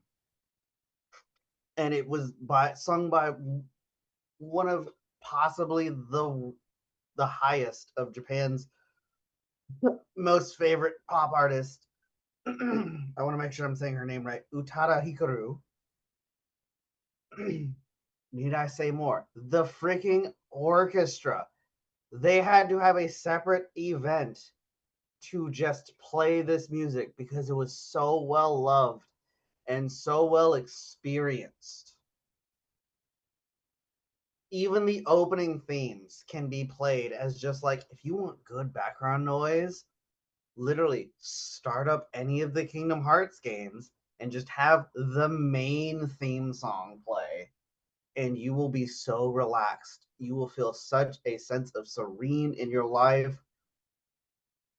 You'll feel like you have all the problems of the day just melt away. You'll be in that moment thinking about who you are as a person. It gave me this sense of, what am I doing? Why am I here? What do I strive for? What do I fear? I have never cried so hard. I have never felt such joy from anything in the world, than when listening to these fucking tracks. I literally have them saved in folders on my YouTube for any time that I need them, and I have them listed for what I need. I'm sure that you could find a single track for almost any emotion that you need to feel in that moment, and it'll get you there, hands down. And that is really, when you get down to it, what music is supposed to do. Stop. Can I finish my sentence? Ugh, God, I Finish your wish. sentence. Music is supposed to make you feel. All right, that's it. I'm good. I wish I could love Kingdom Hearts that much. Oh no. Well, I guess we're gonna see how this goes. We got 5 minutes on the clock. Are you guys ready? Yeah. Tony, are you ready? Sorry. I gave a okay. Sorry, my bad. Tony, I believe you have an uphill battle on this one. Go, 5 minutes. Really? Do you Go. really think I have Go, All right. go, 5 So minutes, go. with Kingdom Hearts, I mean, yeah, it's a great soundtrack, but as far as the best, it seems like that's like the easy pick. It just kind of leans too Yeah, it's heavily on easy. nostalgia, the Disney nostalgia. It kind of reuses the same themes across the multiple games. It doesn't really change much, you know what I mean? So it's like it just stays in that safe place. It's strong emotionally, yeah, but it's not Mhm. like artistically daring like mine. It's like my soundtrack is experimental, you know. It's genre bending, like it's just on another level as far as music goes in general, Mhm. especially with RPG soundtracks. But I think yours is good, yes, but not the best. It's too, like I said, too much on the Disney nostalgia. Is, you know, leans too much on that. Yeah, it plays so much so that there's geez, how much am I? Over 25 million copies sold. Yeah, I mean, and yeah, I mean that's great and all, but like I said, it's the same thing over and over throughout those games. It's not genre bending, it's not experimental, it's not new like this the Clair Obscura soundtrack. Yeah, but you're As far talking as about the Destiny goes, like I don't think, is Destiny even considered an RPG? I thought, you know, I know it has like RPG elements where you can level up certain stuff, but I mean, I wanted to pick Red Dead 2, and I was told that wasn't RPG enough, so I was kind of surprised when I saw Destiny. Really? But I looked it up. It said it was. They I had to said make they sure. said But as far as the soundtrack goes, even with or without that, as far as the soundtrack goes itself, it is epic and it's very choir heavy. But it's like, it's the same old thing we're used to from Halo series because it's the same developers and the same, for a while it was the same people making the music. They kind of followed that same Halo theme music, so it's all stuff we've already heard before. It's not new, it's not genre bending, it's not experimental. It's we see I it's mean, the the same points kind of you're thing with making are Halo, all Mass stuff that Effect, we all keep those hearing genre before. sci-fi kind of epics. What I'm They all saying is kind of have like that same kind of soundtrack. And you gotta give me something solid here. I have not heard a single like boom, this is how well it did. This is how well it performed objectively, or this I is mean how it it. I felt. mean it won the video game awards, for best movie for music and all that. But I mean, as far as record sales, I don't know. I mean, the game's not even a year old, so it's not going to be able to match something that's been out for But I mean, if it's if 15, it's 20 years or it's whatever. been a year, like you gotta But I know that I've listened to some it a lot time to like. in my own personal time on my own, Spotify or whatnot. I've listened to it many times, but I know it's gotten great reception. You know what I mean? Like it's people are loving this because it is so different and new and fresh and emotional and But fits so well with the game. Like as soon as you hear like the soundtrack, that it's that game. It has identity. Whereas like it's Destiny, done. not so much. You know what I mean? You The hear soundtrack Destiny for music, you're Hearts like, is I don't know, you couldn't really tell if that was Destiny or Halo or Mass Effect. Um, because when it comes to Kingdom space Hearts stuff, Pro it's all it has the same Kingdom stuff. Hearts has identity. It has its own, you'll know that's what it is. Mhm.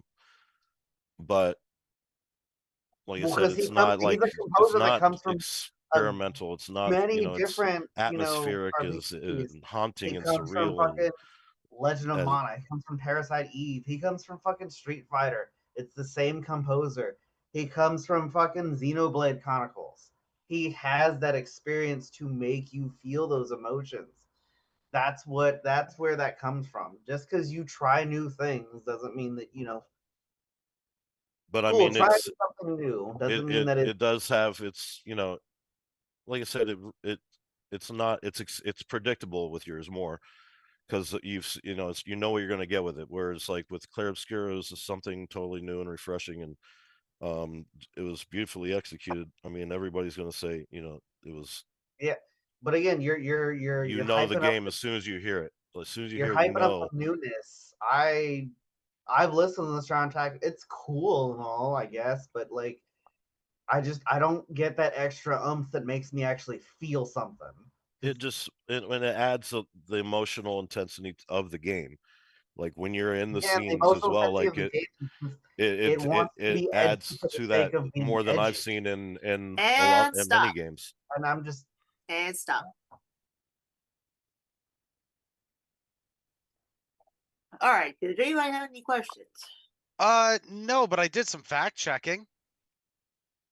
Okay, so did I. The Clair Obscura Expedition 33, it debuted on the top 40 Billboard 200 chart. It was number 29 debut. And just quick look, within 5 months of the game's release, it's looks like the soundtrack reached over 333 million streams within 5 months. Which I took a look at what my pick would have been, and it blew mine not out of the water, but out of the fucking galaxy. what was your pick? My pick would have been Near Automata. Ooh, that's a good one. That's a good one. Yeah. Oh yeah.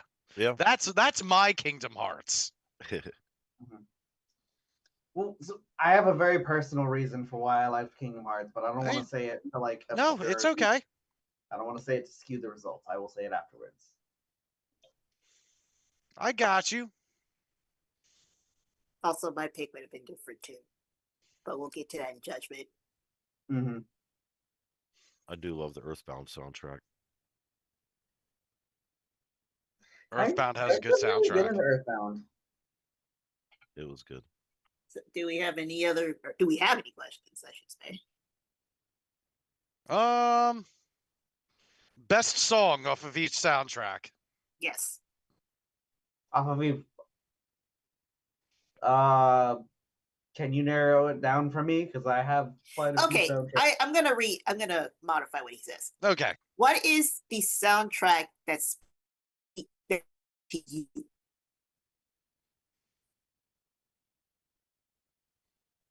Do you mean soundtrack or the song that I mean, spoke to you? song. Sorry, yeah, song. Yeah.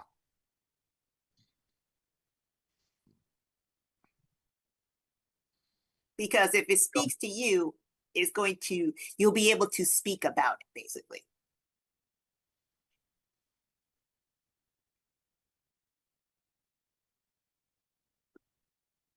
Sorry, I got You're good. a message. You want me to go first? Yeah, whoever wants to go I don't first. know who's. Yeah, I think it was. Yeah. Actually, I think it was Caleb first. Okay. What was the question again? What What is is? Oh, yeah, go for it. what is the track or the song that spoke to you most?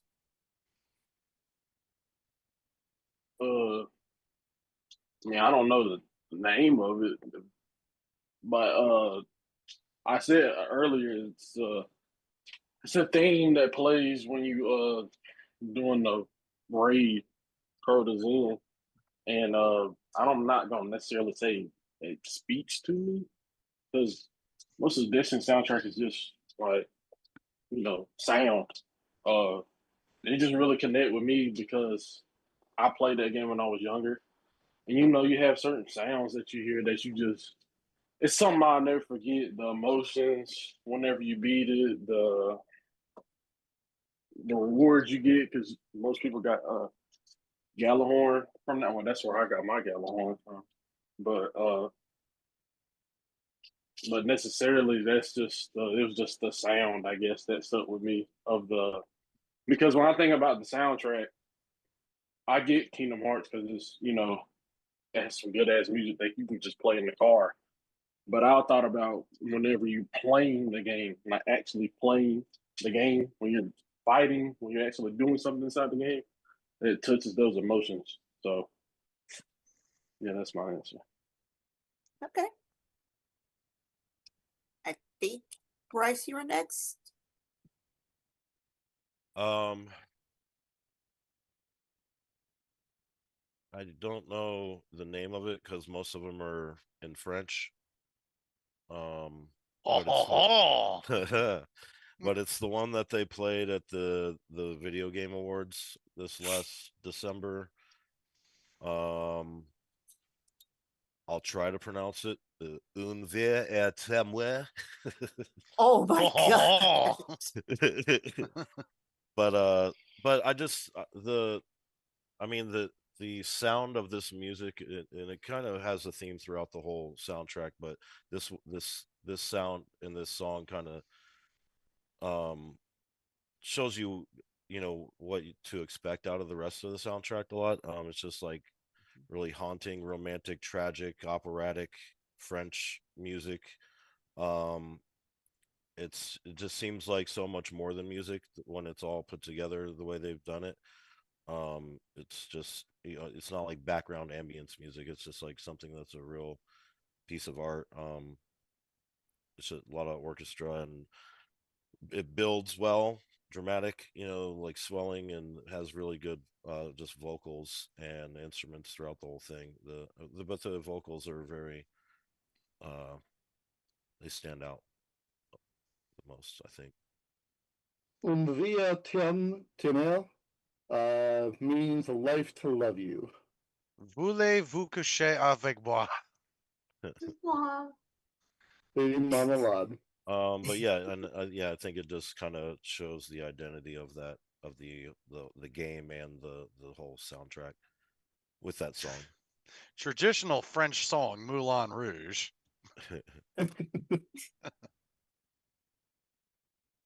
Loretta, Loretta.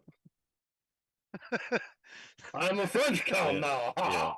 Oh And my God, this was the song that they chose to perform at the awards, so I think that was I actually think I do know what song you're talking about.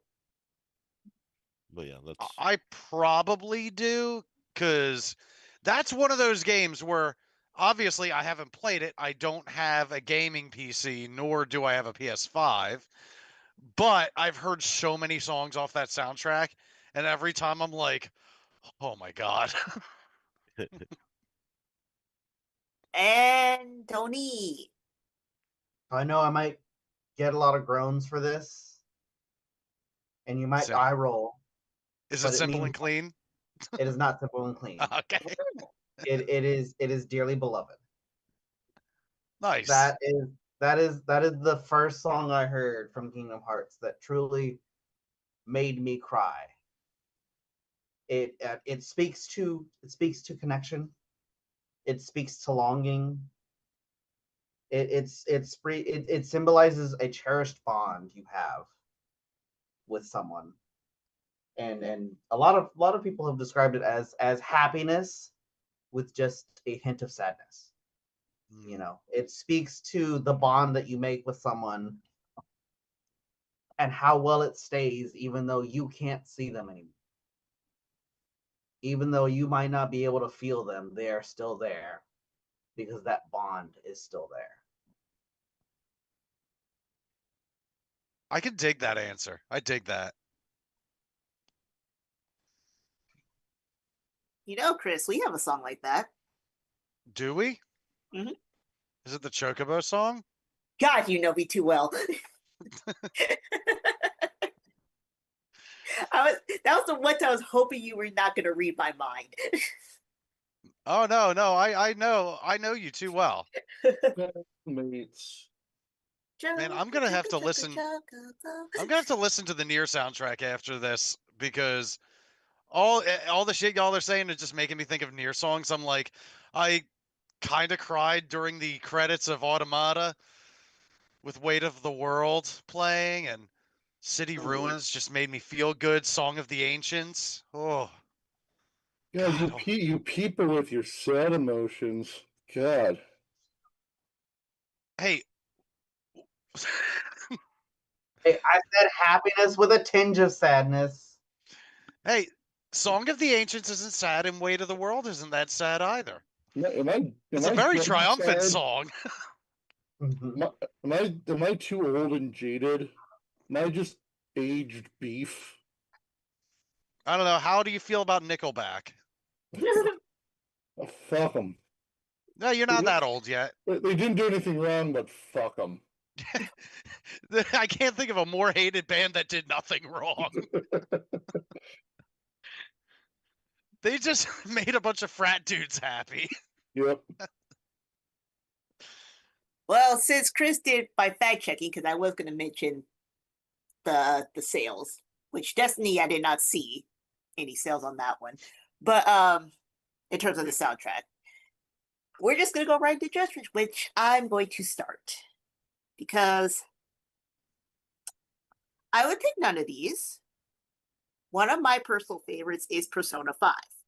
Yes. For it's oddly enough for every argument you guys have made about your soundtracks. In fact, before we start the show, I was listening to the Persona 5 soundtrack. Yes. Yes. Talk about the soundtrack.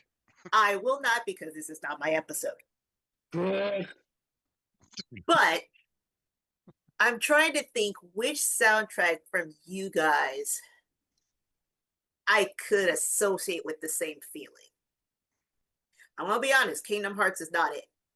Like, I think the songs are pretty, I get it, but I never shed a tear when I listened to the song, not once, like any of them. But I get it. I get the composition. I didn't feel it the same way you felt that way. With Destiny, I don't think I even noticed that there was music in the game, to be honest. Also, to be fair, I didn't play a lot of Destiny, so that might also be why. But with Clair Obscur, I didn't play the game either, but I have heard the music whether I wanted to or not, and it did kind of make me stop and pause and listen to it for a few seconds. So I'm going to go with Claire Obscure. We are going to go with Cowboy. I am cow. I am boy. I am both cow and boy. Yeah, Mist. I'm on the same. Yeah, I'm on the same train as you. Persona 5 would have been my answer too. Um, Kingdom Hearts. I love the series. I remember Simple and Clean when it first came out. I do love that the album. remix of that song, though. What's that? I love the remix of that song. Yes. Yes. So yeah, I can jam out to that forever. And like as I'm going through the soundtrack, it's like it's a fine soundtrack, but unless you like get into a specific one, the soundtracks are sounding like just like any other RPG, any other RPG that that I've played, just nothing like sticking out to me. But we'll say some of that may have just been just due to the age of the games, like how long it's been since I played. Destiny, loved playing those games, and I think anytime you get like some good music, good background music, maybe not like listen to it directly, but it's great for mood enhancers. And then we get over to Claire Obscure. Haven't played it yet because I got a backlog as long as my arm. But just going through the soundtrack and the with the VGAs, like okay, this is music I can I can't jam to like I would Persona 5, but it's something I could put in the background and just enjoy myself. I could sneak that into a wedding as well, and like no one be none the wiser.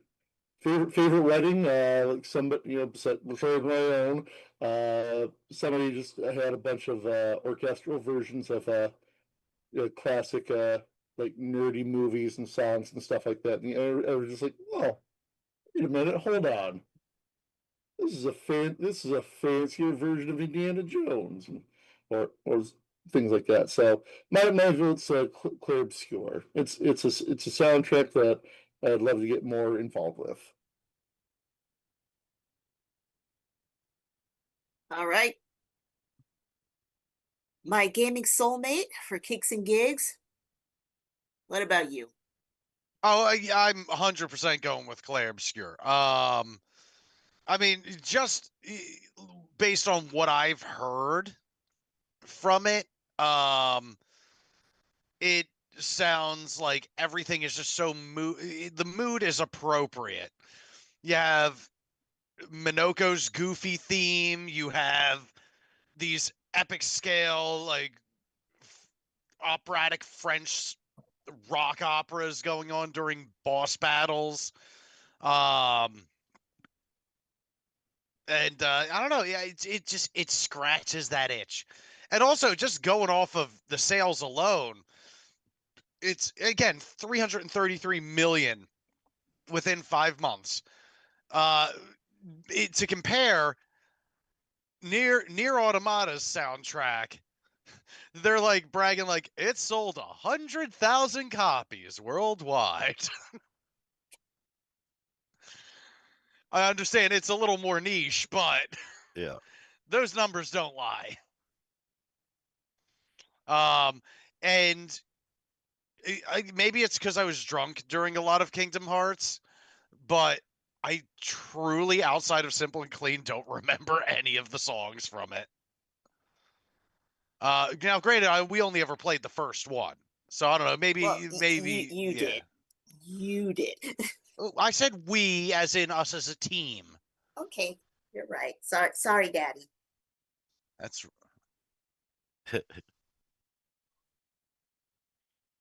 Okay.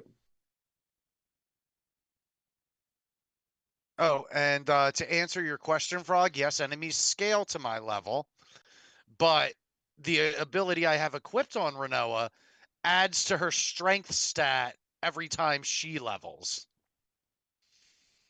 That's why I keep knocking all my other characters out, because I don't want anyone else leveling up without that ability equipped. Because it's an Ifrit only ability, so I'm switching Ifrit to whoever I want to level up in this moment. Because I'm trying to turn everyone into fucking animals. And Renoa kind of needs it. She's not an animal at all. All right. Hey, she's still a good character at this point in the game. Yes. So I have been told to volunteer. So I am going to argue for Caleb's last round question, even though he's out. I'm just going to argue for it for him. I already know how he's going to argue it. So. All right, do it for the Pool family. Yep. We're going to give him that point. Hopefully. Well, with that said, so. Oh, Tony's Mac's at- already disqualified. Whatever. I'm going to have fun with it. Tony's at 2. Bryce, you are now officially on the board. Yay. Finally. Oh, why is it slow? Let's see if Mac can pool it for the Pool family. Oh, he just puts the question up. Okay, I was not ready for that. Oh, I'm sorry. Jeez, that's like playing the band when I'm trying to do my speech. Well, I guess we're gonna go to question 4. This next song goes out to.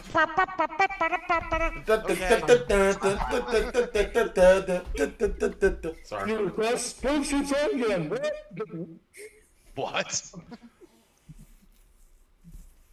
Actually, to be honest, I was looking forward to this question because I'm just curious what the answers are going to be to this one. And that is, reboot the Mario series into a game focused on the Mushroom Kingdom politics. What is that even? What is this graphic even from? My God. I don't know. It's from TikTok. All right. Let me go back to that. Okay, so started with. Oh, we're going back to Bryce. All right, Bryce, you go first. What is your answer? Am I just giving like a title, or am I doing the whole spiel? Yeah, just title. Okay. Super Mario Kingdom Crisis. Okay, I love it already.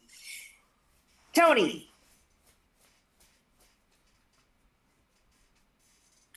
Tony. Will we make the titles? Okay. Or just, I don't know. Mushroom Kingdom Civilizations. Mac.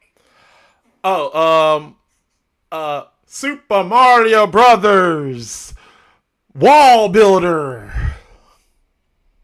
I already love it. You know what's funny? Get those As dirty soon as- Koopas out of here. As soon as you said that, my dog groaned in the background. I like these answers. I'm excited.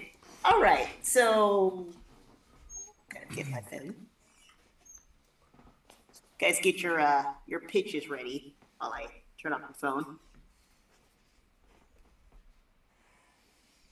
Where's my clock? There's my clock.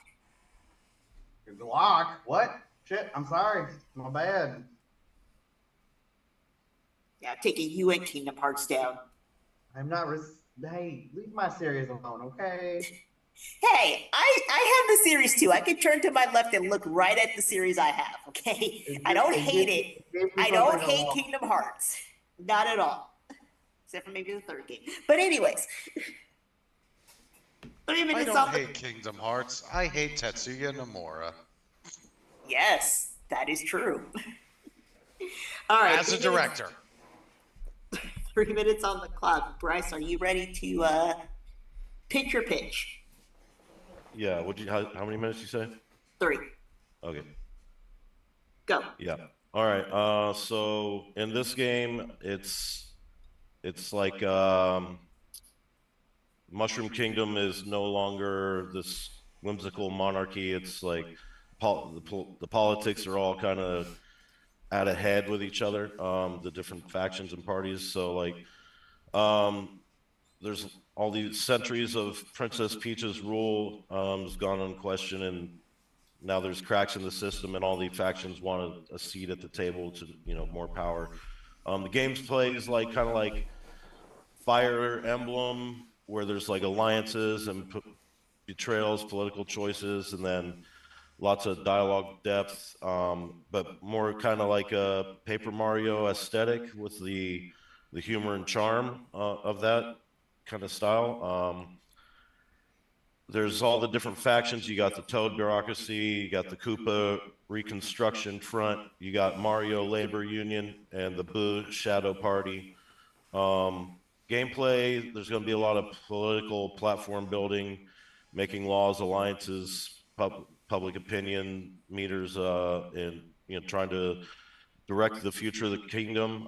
You'll get debate battles, public, kind of persuasion mechanics. Think about like Phoenix Wright meets Mario RPG.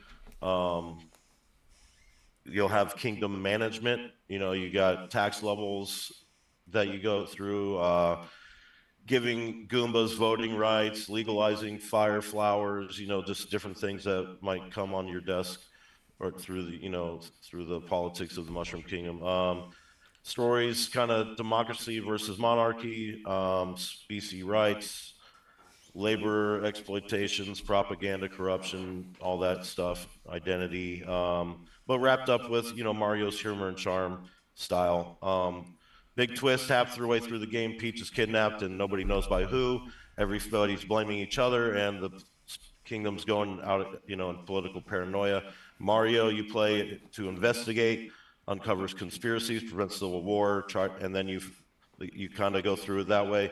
Final act, you reveal that Peach staged her own kidnapping to test whether the kingdom could function without her, and it ends up exposing corruption in all the factions. And the ending kind of just depends on your political choices, which direction everything kind of goes as far as for the ending. It's Mario meets West Wing meets Game of Thrones, with Goombas filing ethics complaints. Oh, yeah, 5 seconds left. Already. And now you know. And I got an ad for Super Mario Galaxy. Wahoo! So we're gonna make these games afterwards, right? Sure. If you want to. I get a percentage though. This was my question. Anybody know how to mod? Huh? You wish. Yo, Renault's level 69. Nice. Where you Fun stop. Time to turn number. the game off. We're done with Final Fantasy VIII. You officially won the game. You won the game. Congratulations. I had 69, Renault. You know what's better than 69? Or you know 6-7. You know why 68 is better than 69, rather? Why? Because you blow me and I owe you one. Ha! I like it.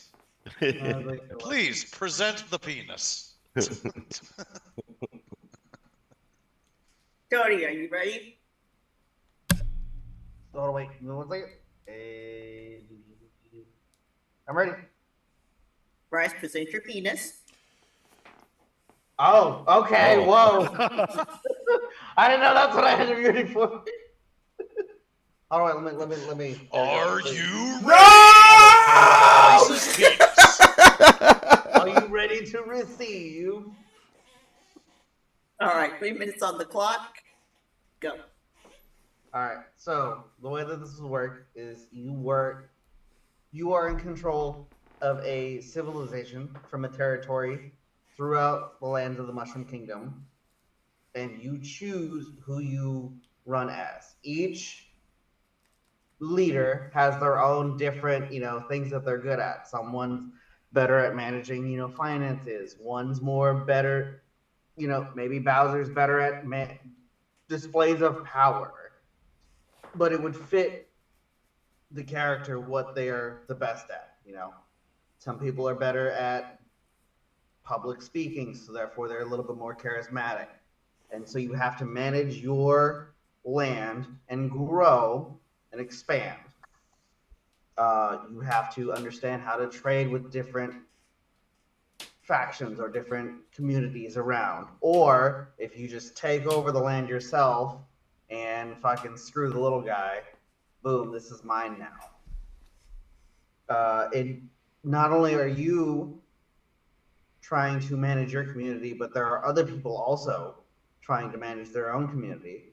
So you have to learn, as this world grows, your responsibilities and list of things that you can also do grow. Sometimes you have to handle peace talks between you and another land or another leader. Sometimes maybe even you can incorporate different ways to settle disputes, a la Mario Party games, maybe. Go head to head.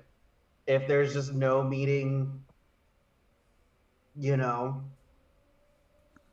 word to word, then set a game of skill. Throw in little mini games here and there. You can also start taming different kinds of creatures.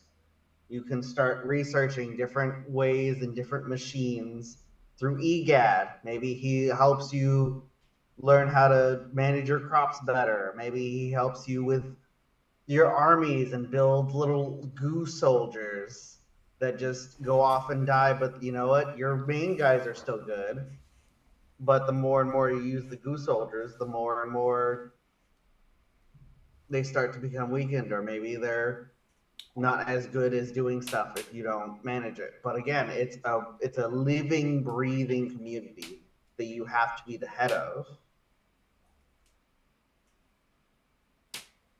Perhaps there's different challenge modes of, hey, oops, all Koopas. Now you got to figure out how to manage a community of just Koopas, and you can only do Koopa things. Or, maybe you can have different secret unlocks. Stop.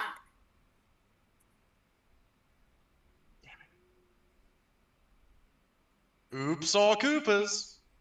The new cereal. Maximus, Yeah, I'm ready. go. Okay, so what we all love Dr. Mario and we all love Tetris. Let's just go ahead and just do this. Let's just make a Tetris game. How about this, guys? So here's my story. So Bowser is being told by Princess Peach, hey, can you build us a wall? Because we need this done. And Bowser's like, well, to keep relations good and so I can keep playing Mario Party, and she takes away, so if you don't build this wall, we won't let you do Mario Party or won't let you do Mario Kart. Bowser's like, okay, I guess I do it. So Bowser is trying to build this wall from the Dark World to the Mushroom Kingdom to literally make peace between two kingdoms. During this time, the Smithy game, if you don't know from Mario RPG, is literally trying to tear down this wall as you're trying to literally build it up. And each time that you try to build this wall, there's literally one of his minions just keeps bringing his own people to literally destroy the wall. And each level, you gotta be a Smithy minion from one of his gang. And at the end of the game, you keep building one, and then you have to literally build the wall to destroy it. So it's literally just you literally trying to build. It's Tetris, but you're building the wall in a specific way. And when you do a boss battle, there's different colors that you have to connect together. And while that's going, he puts down a block that literally, like a block of cement or something, not a block of cement, but like a TNT block that goes down. And you literally got to put a certain block on it to literally stop that from blowing up the wall. It's simple. It's fun.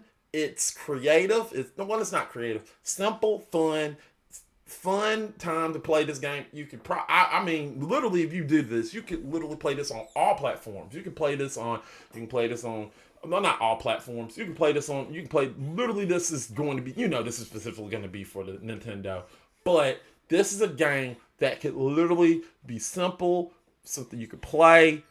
It's something that's literally you're going to be playing over and over again. It's going to be a time cruncher because that's what you're going to be doing. It's a puzzle game, and it's a fun puzzle game, and that's all I got to say about that.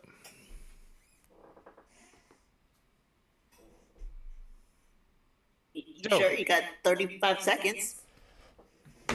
Yeah. Bowser, build that wall because he's gonna pay for it. That's the point. He needs to build the wall and he needs to pay for it. That's what shit we got to deal with. In the Mushroom Kingdom, he got to build that wall. Bowser's gonna build the wall, and he's going to pay for it. It's gonna be great. It's gonna be great. It's gonna be It's gonna be great. the most beautiful wall. It's gonna be the most beautiful wall, the biggest wall you ever seen, and nobody will get past it. But Your Highness, isn't this reskinned? No, it's not Dr. Mario at all. It's not Dr. Mario. This is Bowser. We're gonna make the Koopas pay for it. We're gonna make the Koopas pay for this. We're not paying for any of this. They're paying for the coins. Get those coins in the Mushroom Kingdom. My 35 seconds is up, right? Yeah. Okay. It's been up. I had to my- stop the clock. Oh, my bad. Go ahead. All right, so we still do 5 minutes on the clock, right? Mac. Yeah. Okay. 5 minutes on the clock to do something. You guys are arguing your thoughts, right? Mac. What? 5 minutes to argue. Yeah. 5 minutes to argue. Yeah. Unless you want to ask a question. Excuse me. No, we're gonna go arguments first. All right. 5 minutes, go. Okay, Mac. Honestly, I don't even know what this answer is because I don't even know what your game is. You just saying both your games are just boring. You literally pick Polybius. You are literally picking Polybius, and I admit I'm taking this Polybius, which is fun. I'm just rather play Polybius. I mean, let's be honest. I'd rather play SimCity than play your games. I'm just being honest. Okay. At least my game is just a retread. It's something simple and something fun. was focused on politics. It's politics. Literally politics. It's not politics. That is It's not politics. politics. It's two kingdoms. Literally, what is politics? Two kingdoms trying to solve an issue. There's a dark king, dark side, and the Mushroom Kingdom. They're settling a dispute. This is true. That's right. Spine surgery. Let me go fucking eat some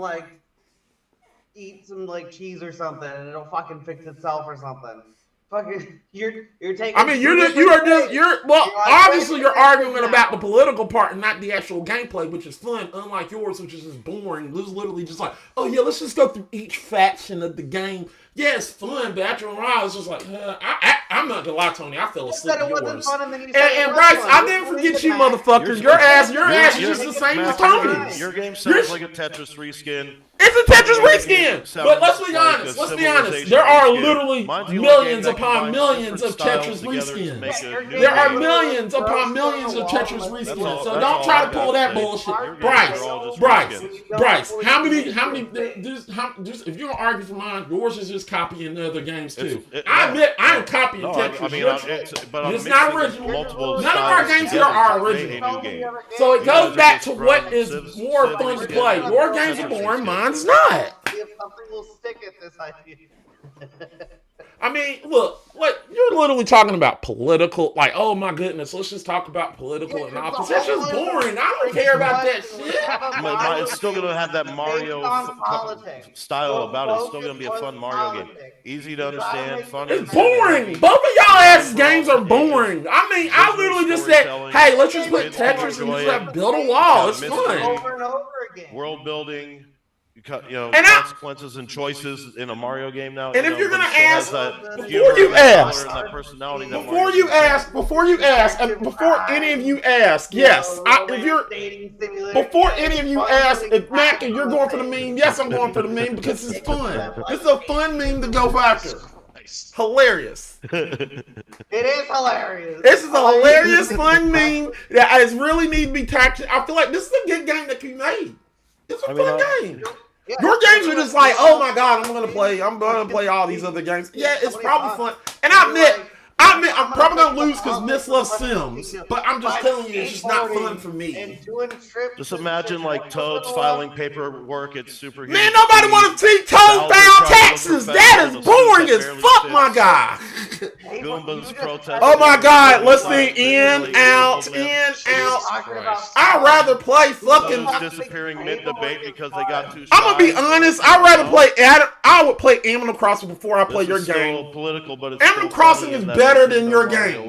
Way better. The Game Boy version of Animal Crossing is better than your damn game, bro. We got battle attacks like boring.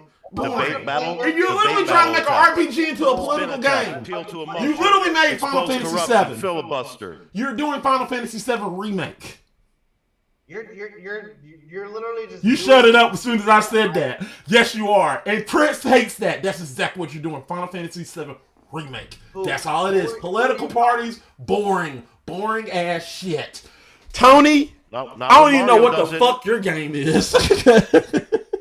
You know what the fuck my game is. What is it, Tony? Explain it. Explain it again. My game is actually answering the fucking question, Mac. Ask what is the Tony? I'm giving you the floor. What is it? What is it, Tony? Tony, what is it? What is it? You're Misty, how much time is left on the clock? Managing a fucking kingdom? That's Sims. Yeah, that's good. My game gives Mario a new role without losing his identity. I mean, it's all about. Well, I feel like we need to play a game for fun. I don't feel like we need to play a game that actually goes into the politics. Because I'm telling you, politics is boring. It is. Not when Mario does it, goddamn. Your game is boring. I literally created a fun game, and y'all created a game that's just like, oh yeah, let's go centered on the politics. Yeah, if I lose based on the same, so be it. I admit it, but I'm just telling you, I made a fun game. Fun as hell game. And I'm adding depth. Guess what? You didn't answer the fucking question. Please, everyone, stop. You said you wanted a grudge. Can I say something real quick? Well, first off, that was just a cacophony of noise. I don't know what anyone's argument fucking was. My favorite part of it was when Mac, the guy who runs GF1, who is the final yay or nay for all these questions, in a question which was make a political Mario game, decides to go, man, fuck political games. I didn't make the question though, by the way. That was missed. Yes, these were mine. It's your channel. Right, you could have vetoed what I asked, but I let her do it. I was expecting to fight. I also asked at the bonus, I wasn't expecting to fight this, be honest. No, I got you. Yeah, I wasn't expecting to fight this, yeah. You made content. Damn right, that's exactly right. Mac? Yes. You know what I'm going to point out, though, right? I know.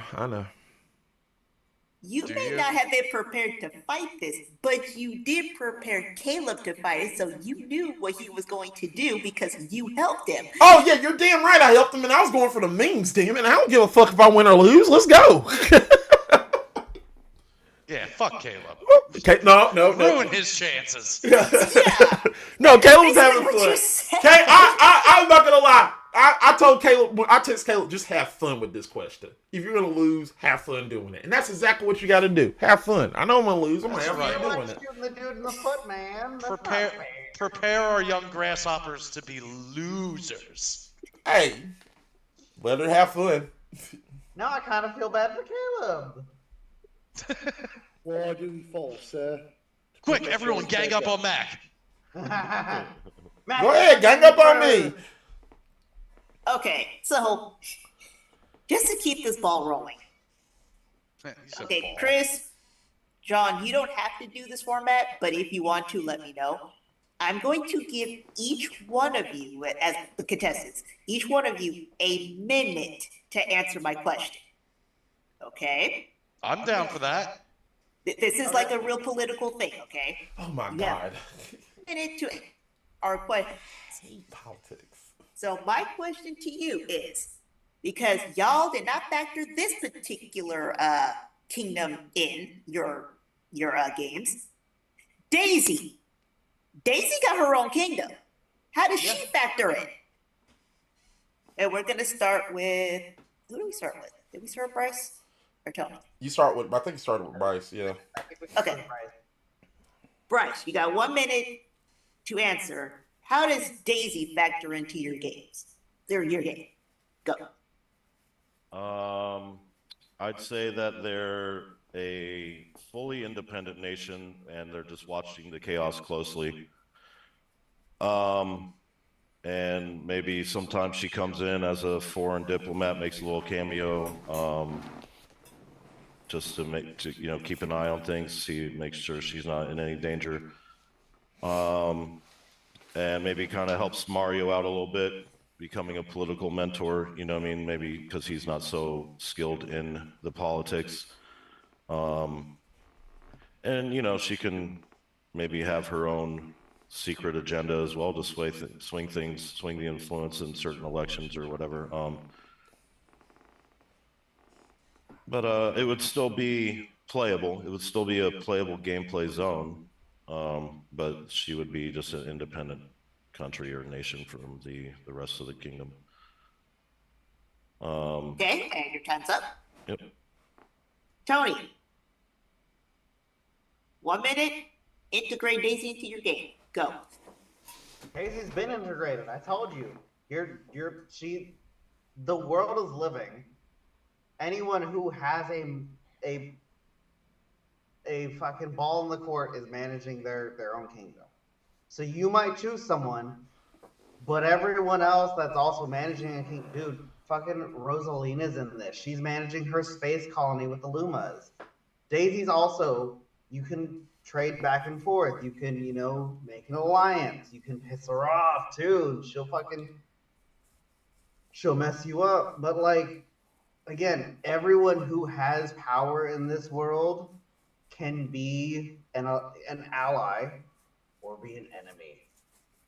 It's up to you to make that distinction. 7 seconds. Oh, my answer's good. Oh. Just throwing it out there, I just had an image in my head of Rosalina standing over a red button to nuke Daisy's game. Which She is got two fucked Lumas up. on Which either is really fucked up. a Luma on either side of her turning a key. God have mercy on us all. I'm telling you, she'll fuck you up. If you mess with her. This is why I love Rosalina and Daisy. Matt, 1 minute. Daisy, adder, go. I'm glad you belt taught me because I love Daisy. Here's what's going to happen in my game. So Daisy is literally trying to help.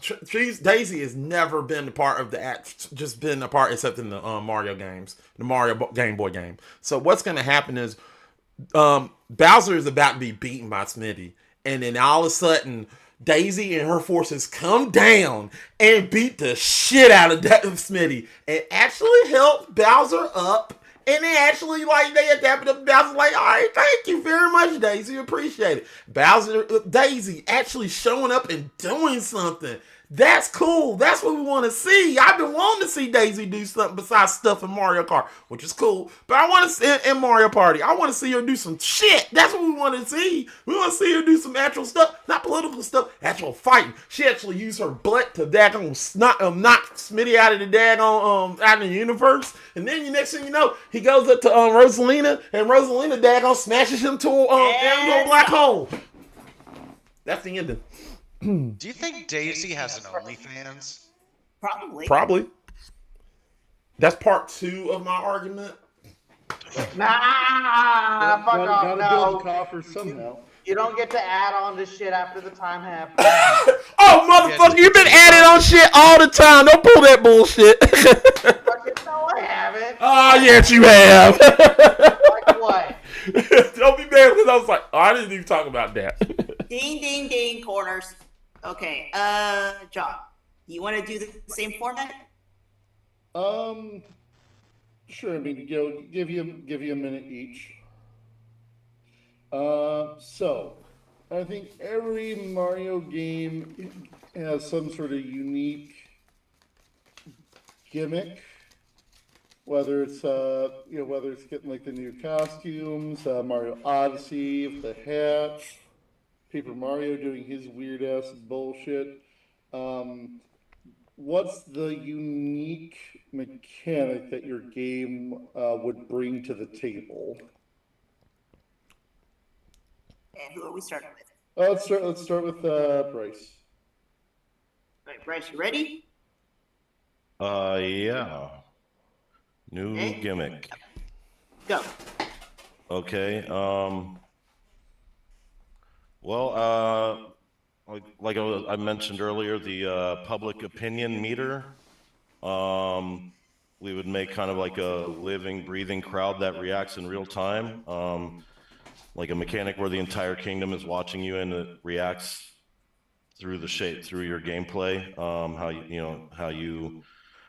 The choices you make. Kind of like a floating crowd of toads and goombas and everything that appear during debates and speeches and all that, so that you can see instantly how their mood shifts based off your decisions. And you can get, of course, buffs and debuffs and stuff to kind of sway the public opinion a different way. It's kind of like if, you make it like Mario Party and Paper Mario, it's where, you crowd cheers and you get a momentum And boost. stop.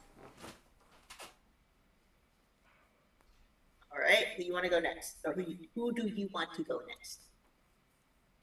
Let's go in the order before. Let's get Tony.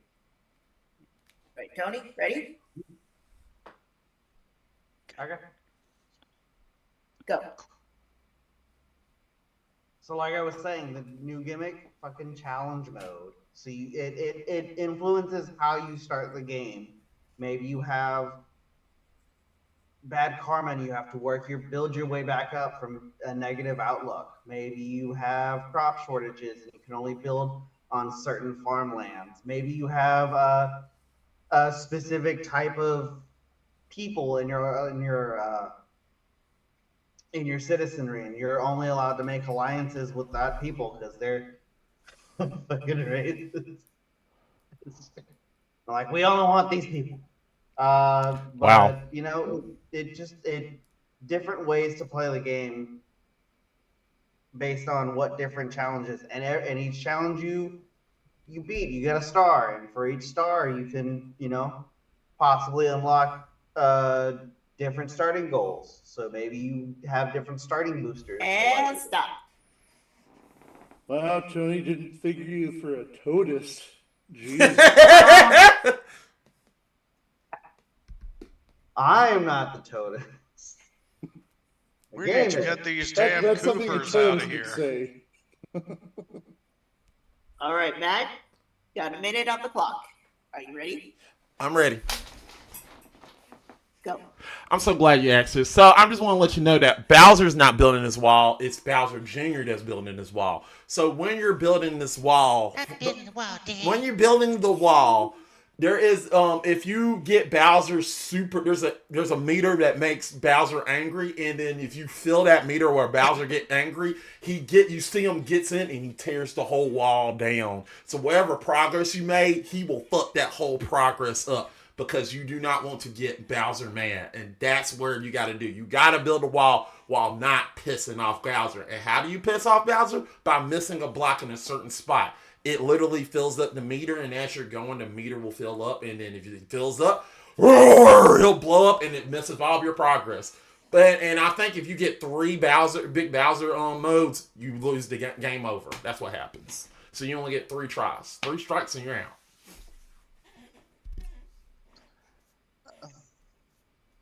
Okay. The what? Hold on. I think we all do. Chris.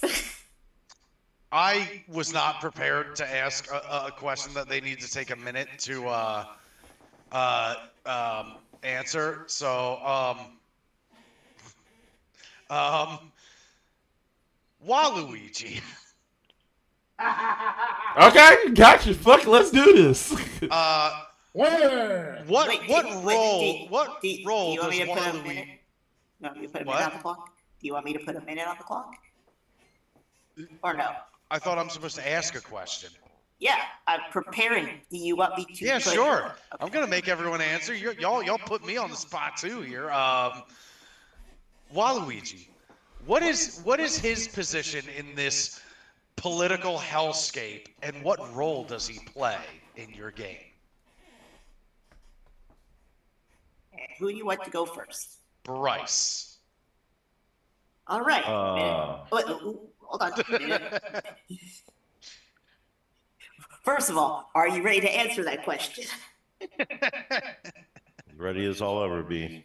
Okay. Minute on the clock. Go. Well, he's anti-establishment. He's going to form his own faction called the WA Party. WA for all, ridiculous, loud, Waluigi. But it resonates with, a certain type of group. And he's getting his following.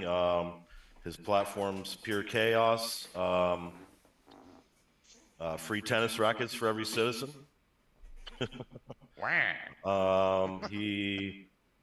I don't know what, he steals votes. He's the king. I don't know. He interrupts everybody. He likes to dance mid-speech. Lots of props involved. Accusing Mario of plumber Okay, gotta put you out of your privilege. misery. Stop. Who do you want to go next? Let's do Tony next. Because Mac is going to give the most cockamamie answer, and I can't wait. So Tony will be the appetizer. All right, Tony. All right, Tony. Mm-hmm. Are you okay with being a snack? I'm okay with being the whole damn meal and leave nothing for Mac. He's Oh. such a snack. No, bring it on, motherfucker. Get ready. You don't know like what I this got. guy. But you're dealing with a man who has nothing to lose. He don't give a fuck. Shout out to Caleb. You heard your uncle. Anyways, Yeah, what we minute? He might not have nothing to lose, but he also doesn't have a thing to win either. Yeah, pretty much. All right, 1 minute on the clock. Go. So, Waluigi, our glorious little angel, will be an agent of chaos. He will be the man going throughout the land, offering various different services that might sway just favor in anything different way. Do you want fucking chaos in another person's country? You know where to go. Do you want fucking something that someone else has? Do you want some art or some very famous resources, valuable resources that someone else has? Guess what? They're yours now because of him. Because he lives to be an agent of chaos, as we all know and love him to be. And him and his army of little mousers, the little bandits that have the little mouse bandits, will fucking Stop. gleefully. Oh, come on. Hey, you know what? I think you said enough. That was good. Okay. That was good. All right, Mac, focus. Focusing on the craziest shit ever. Let's go. Oh boy. Okay. Minute on the clock. Wow. Everybody, take a deep breath, besides Matt, because we know what we're in for. Is everybody good? Everybody listening? Wow. Wow. Back? I'm Give ready. it to me. I'm ready. Give Let's it go. to me, raw and wriggling. Okay. 1 minute on the clock. Go. Okay, so we all love Waluigi's, right? So here's the thing about so there is actually after you beat everybody, and there's like after Daisy kicks kicks Smitty to the atmosphere into a black hole. We get an actual secret ending. So Bowser's going to his castle after like a day's work. And who is there but Waluigi just sitting in this castle like a baller, sitting there chilling out, sitting there thinking, he's sitting there looking out like, wah. And then next thing you know, you did an actual ending where you're chasing Waluigi out of the damn castle. That is so hilarious. It's like literally he's going into every room and you're trying to chase him. And then at the end, it's like an end credit scene. You're literally chasing him at your castle. You're seeing the credits, and you're just like he's literally. And then it finally ends with you kicking his ass straight out of there into Wario, into a bush where Wario's there, who has literally just got done eating a whole thing of garlic and farting for some odd reason. Oh, good Lord, stop. All right. I would just like to say, when you were going through your bit, and you say, and who's in the castle, but I honestly thought you were going to say naked after that. I was. There was a part of your argument where you said you were going to chase Luigi out of your, and I thought you were going to say crotch. But you said castle. Fair. Matt got the closest to the answer I was hoping. Crotch. But it's okay. It's totally okay because I liked all three answers. It's totally okay. Yeah, right. My answer is terrible. I know. Okay, I got one last question for you guys. This was simple. No clock needed. Like, just really simple question. Question. What's the rating M? Matt, don't make me take points away from you. I don't got no damn points. Go ahead. All right. What is the tagline for your game? Bryce. Oh no. What's the tagline? Oh, I screwed up. That's fine.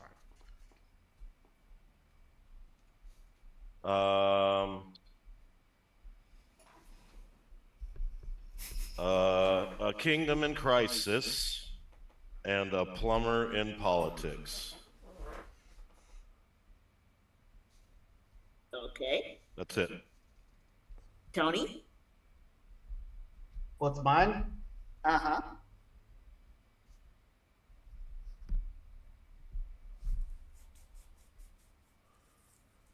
It's your kingdom now. What will you do with it?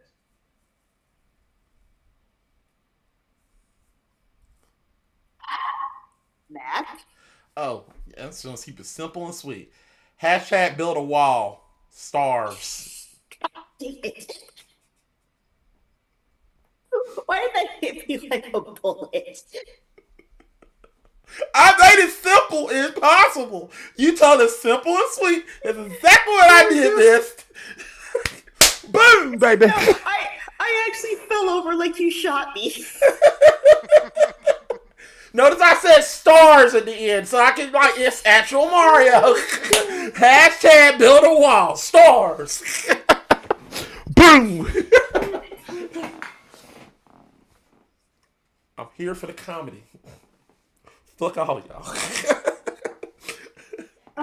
Okay. Guess we're gonna start with you. You think me? one?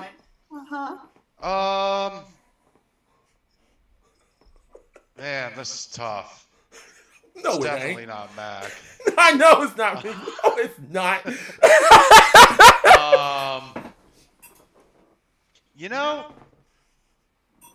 Yeah, because I think Tony and Bryce were like pretty neck and neck until my Waluigi question. That was a good question. Thank you. Great question, I by the know- way. Stop kissing his ass. I think it edged it ever so slightly in Tony's favor, just because I like the idea of Waluigi basically just being like a black market arms dealer. I mean, I feel like there's only one fitting. Boring. Oh man, yeah, no, I love it. So yeah, you guys were neck and neck, but just ever so slightly in Tony's favor. So I'm going to give it to Tony. And just to throw it out there, my idea was I wanted to see Waluigi kind of like a Genghis Khan type. Damn it! Just spreading, Damn it! Just spreading. I was so close. I should have him wearing a leather. Have him wearing I don't fur. even know what the hell game you posed. I was creating Tetris. That's what I was trying to do. Damn it! I'm surprised none of you were like, I want to do like it's going to be like Metal Gear. Yeah, I was literally creating political? Tetris, the political Tetris. I was trying to do that, but yeah, obviously you went there. So I didn't see the question, but went political. I really don't care for it. Right. Hi, I am John. I am alright. he. So, first off, just listening to these makes me want a political Mario game now. Like, all of a sudden, like as you're talking through, I'm just piecing together in my head, and I want like a kind of a kingdom battle game, like Brutal Legend, like they have for their stage battles. Something like that. I would just love that. Like each. I think once you mentioned like Daisy being like in a neighboring kingdom, then that just kind of put that in my head. Like, oh yeah, oh man, they could just get different kingdoms. You could have like the Daisy Kingdom, the Peach Peach's Mushroom Kingdom, Bowser's Kingdom, Wario and Waluigi's just whatever the fuck they're doing, kind of Road Warriors bullshit. So I think two of the three of you, had some pretty good ideas. Not naming the third one, Mac. Yeah, okay, whatever. You don't want to play Tetris? All right, yeah, fuck you.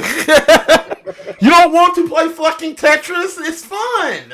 I love you, Mac. You know that. I know.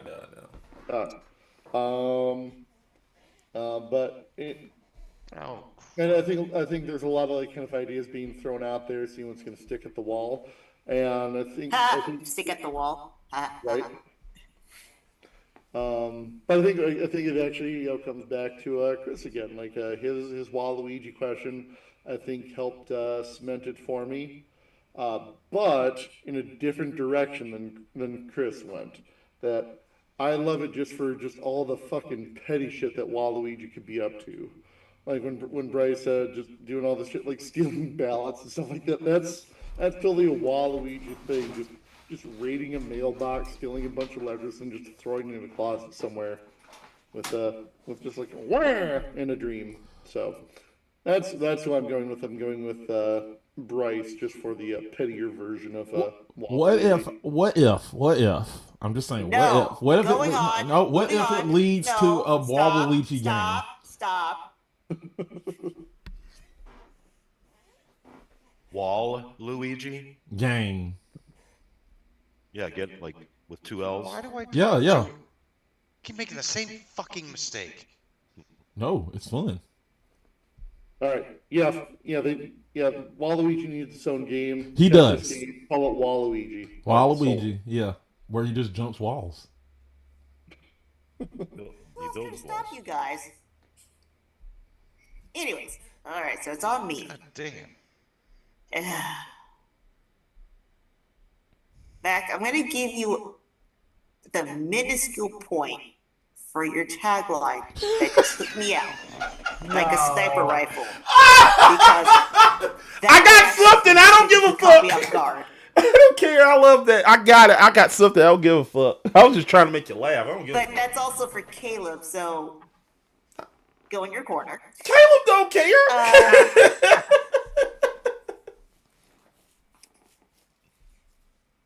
I'm scared because I know who I want to pick, but do we want to continue the game?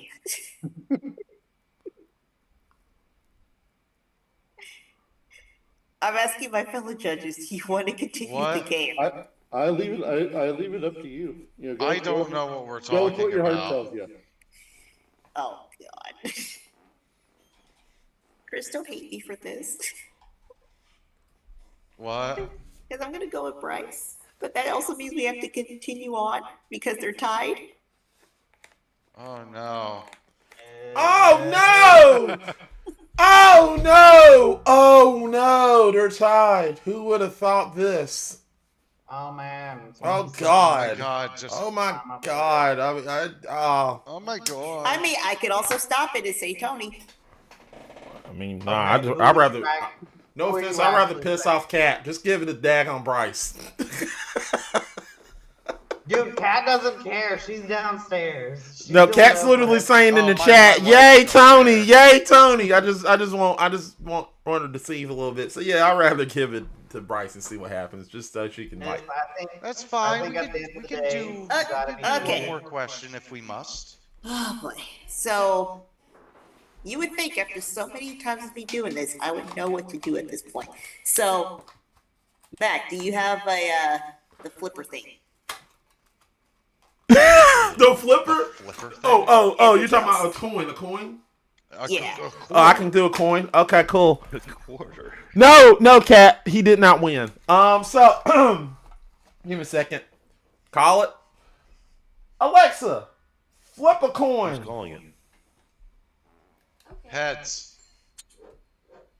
Butt cheeks. Tails. Oh, I don't He know was that. robbed. No, he wasn't. Ooh. I was Okay, robbed. okay. Focus. Bryce, Tony, pick one. Heads or tails? We both pick one? Tails. There, because, yeah, so then I have to get heads, right? Back, flip a coin. Damn it. Okay. Alexa, flip a coin.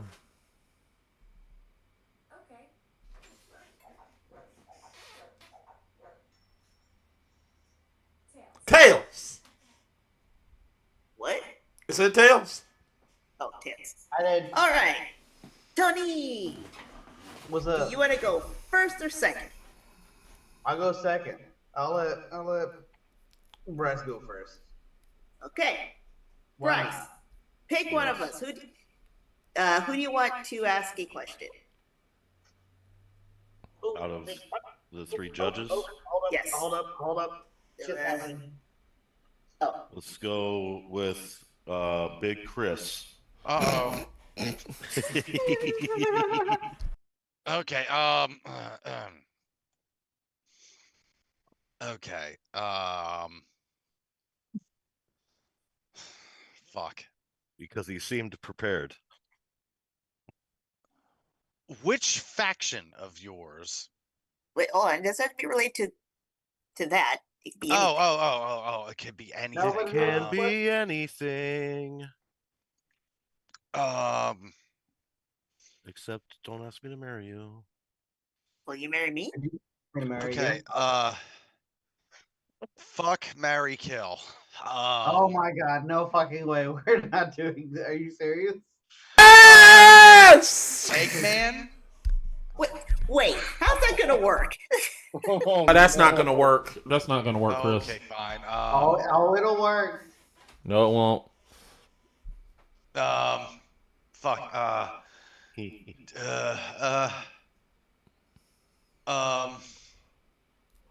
Miss, do you want to ask a question?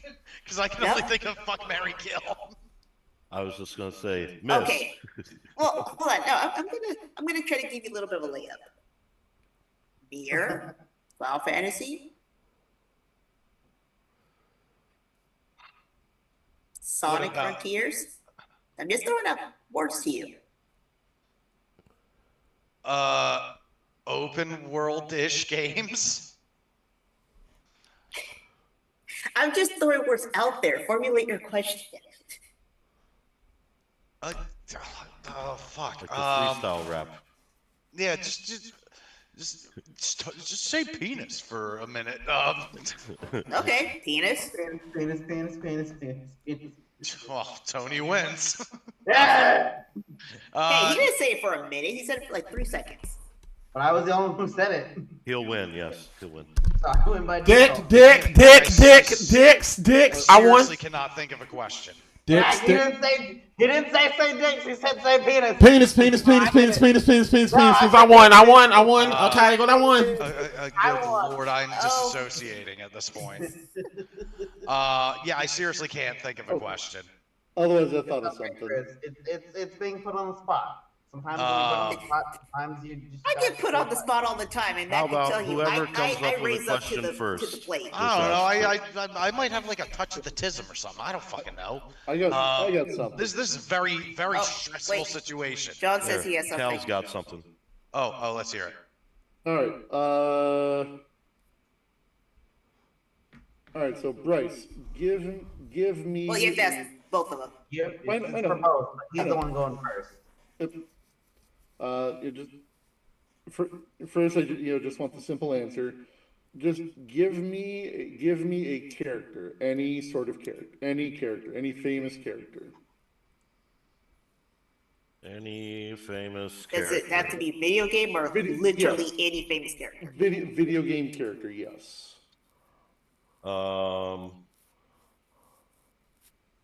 Let's go with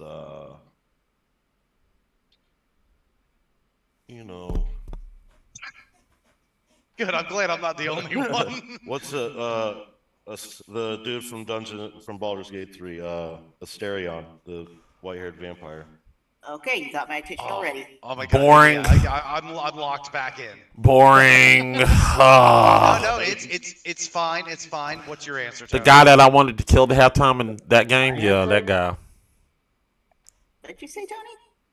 Yeah, I just said Tony. Answer? Yeah. Famous video game character. Yup. Yeah.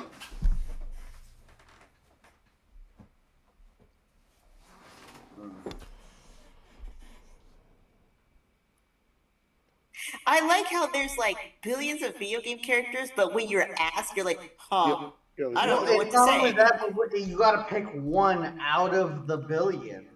That's Yep. the thing. It's all right. John set me up.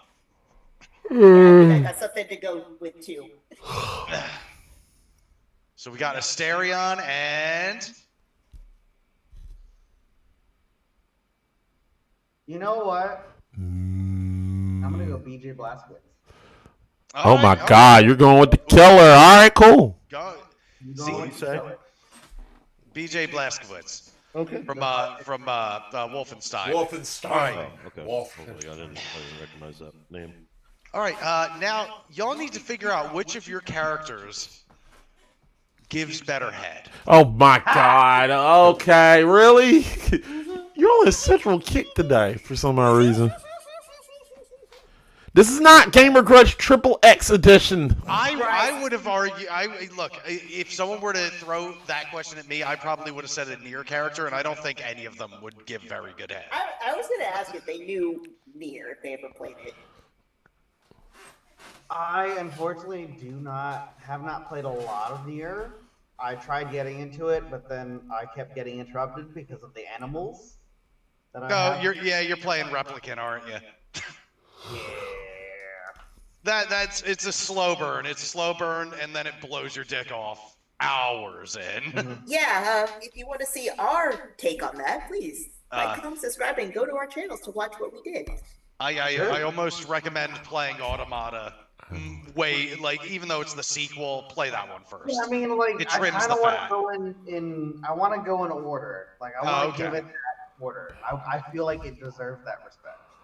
It does, but it's all. I also understand how the first half of Replicant, especially, is very slow. So who's So going first? are we going with the head question? I was the one in task, That's real? and John Is set me that up. the Yeah. actual question? Yep, Asterion versus Blazkowicz. Who got them DSLs? Not what I was gonna go with, but okay. All right. How long do I have, and am I first? Man, Bryce got a good. Questions are appropriate. Tony got an uphill battle right now. I'm just being honest. I mean, His name is BJ. I mean, His name is BJ. For a However, emphasis on sucking. are we Sitting here just trying only to- knowing the clock, Wait, Final do you Fantasy. want me to put a timer on the clock? or are we just going? Yeah. I think we should just let them go at it and just. So I'll show two him. grown men talk about how they're going to get head from vampires and Third Reich killers. How much character does it, or how we get it from the character? No, I want to know like how well they are going to deliver on the BJs. On the BJs? Yeah, like I want to know like who's going to be better at it. Who's going to get me there in a minute or less? Who's better at giving the 68? Tell you what. How fucking patriotic are you? How much do you want to fucking stand up for the rights of everybody? Well, I don't know. We're gonna hear Bryce's argument first. Is that what we do? One at a time? Okay, Bryce. I will let Bryce go first. Sorry, my bad. We're back on the plane, folks. Bryce, you're up first. We'll give you a minute. Okay. Oh, Ready? crap. Okay. I thought we weren't timing it. Hold on. All right. Okay, go. Man, good. Good. Asterion character literally is built on charm. He's a seducer, a manipulator. He's good at reading people. He uses charisma as a weapon. Am I just arguing mine, or can I talk about his too? You're talking about yours right now. Okay. He's a vampire, so obviously he's good at sucking. He's attentive, observant, and theatrical, so he's going to put on a good show, as well as a performance. But like I said, he's just built on charm and seduction. And he's seems like he would enjoy it a lot. You might get a little blood sucking going on. You might find something new that you like. Are we doing on that? You got 5 seconds. That's good. Okay. I don't want to talk about this anymore. I don't want to play with you anymore. That's why you shut your goddamn mouth. Put it in. I'm not afraid anymore. All right, Tony, are you Got a friend in me. are you prepared?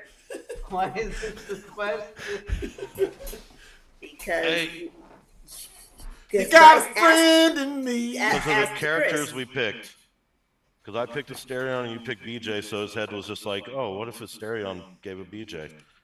I mean, I was already going down that path with what was going to be the fuck, marry, kill question. As soon as I said Asterion, he's probably like, this is going to be a sex question.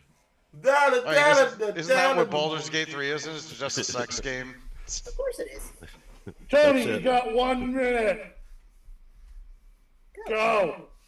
Okay. I mean, to get the easy one out of here, it's his fucking name.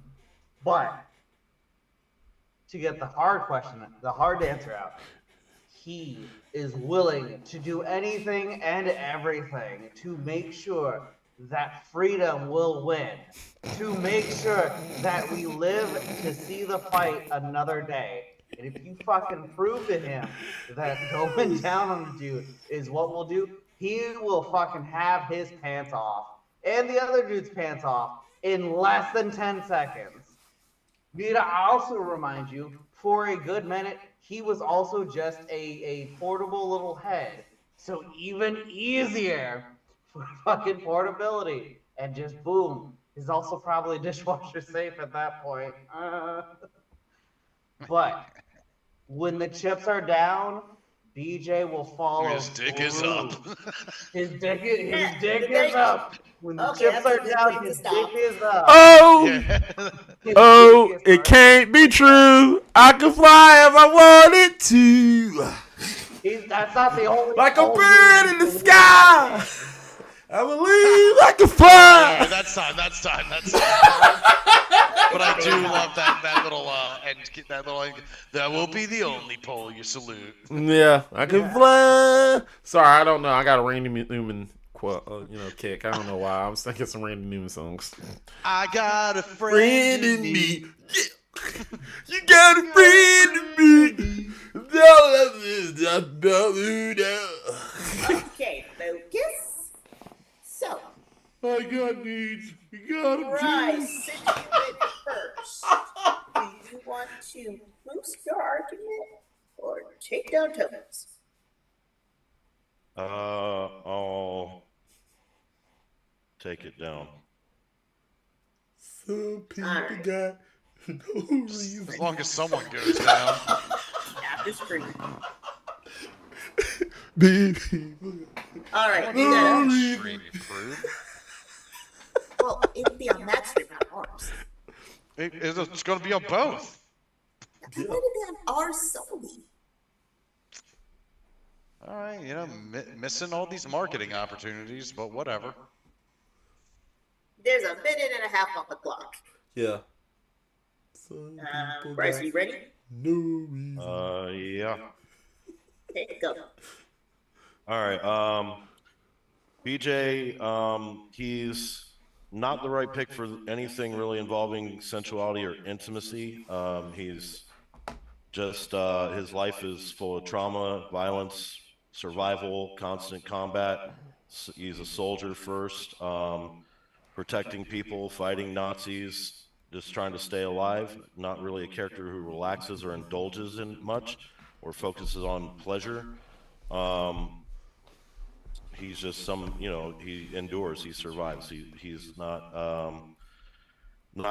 going to be a very loving or gentle kind of thing. He's not, very seductive or flirtatious or, playful in that sense. He's just, he's physically battered, injuries, scars, pain, exhaustion, that comes with all that. Just makes it not really the kind of guy I'd like to get blown by. BJ is just emotionally guarded. He's not very open, like that. He's just kind of focused on the mission, not really looking for pleasure or anything like that. Maybe if this was like, I don't know, Duke Nukem might have been a better option, but I think he's And not stop. skilled in that way. Tony. I'm gonna bolster my own argument. Okay. Go.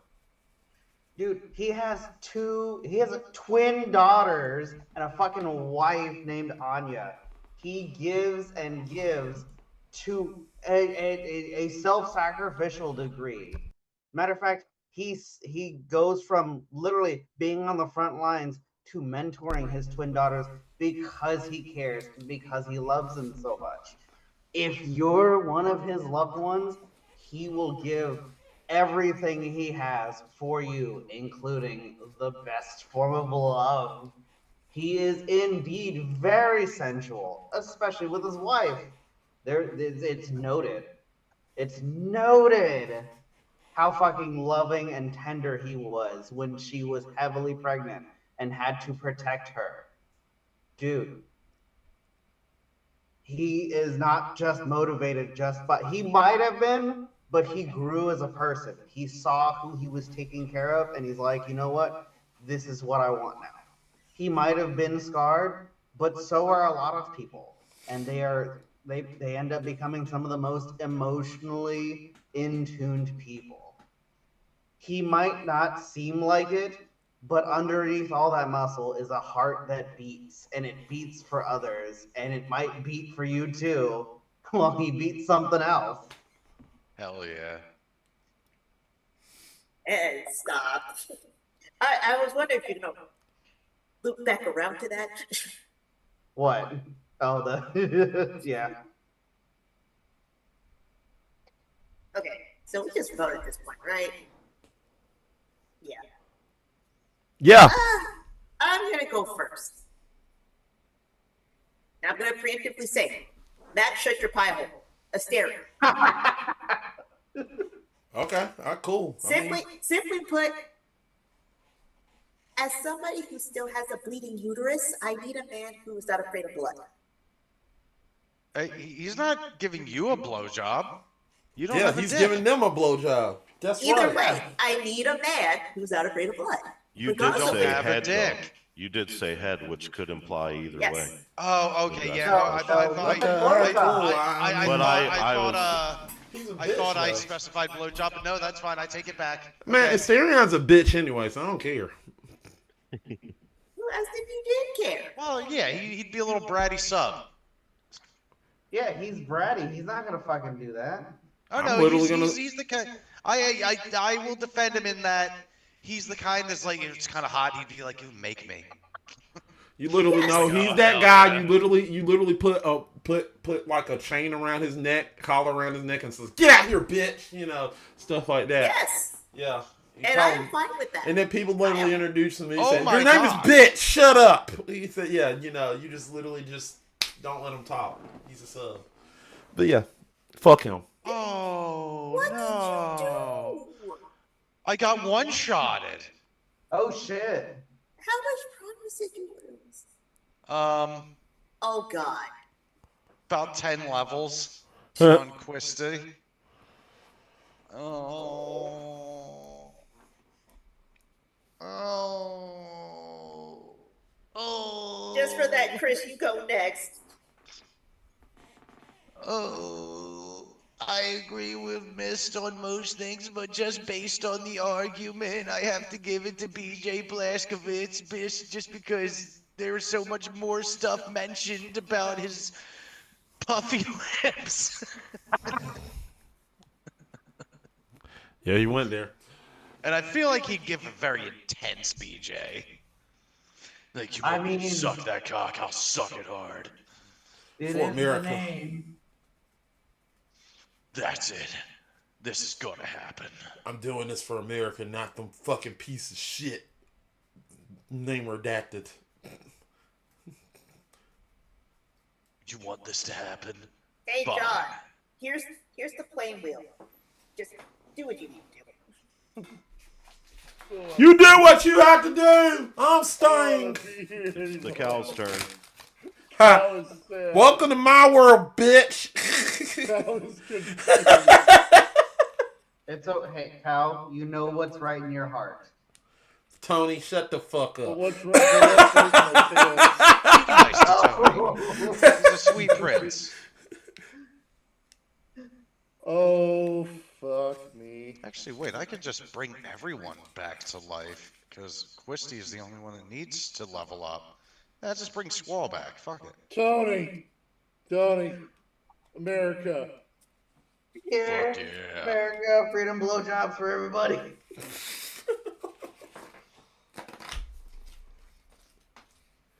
Oh, I didn't give her Mad Rush, did I?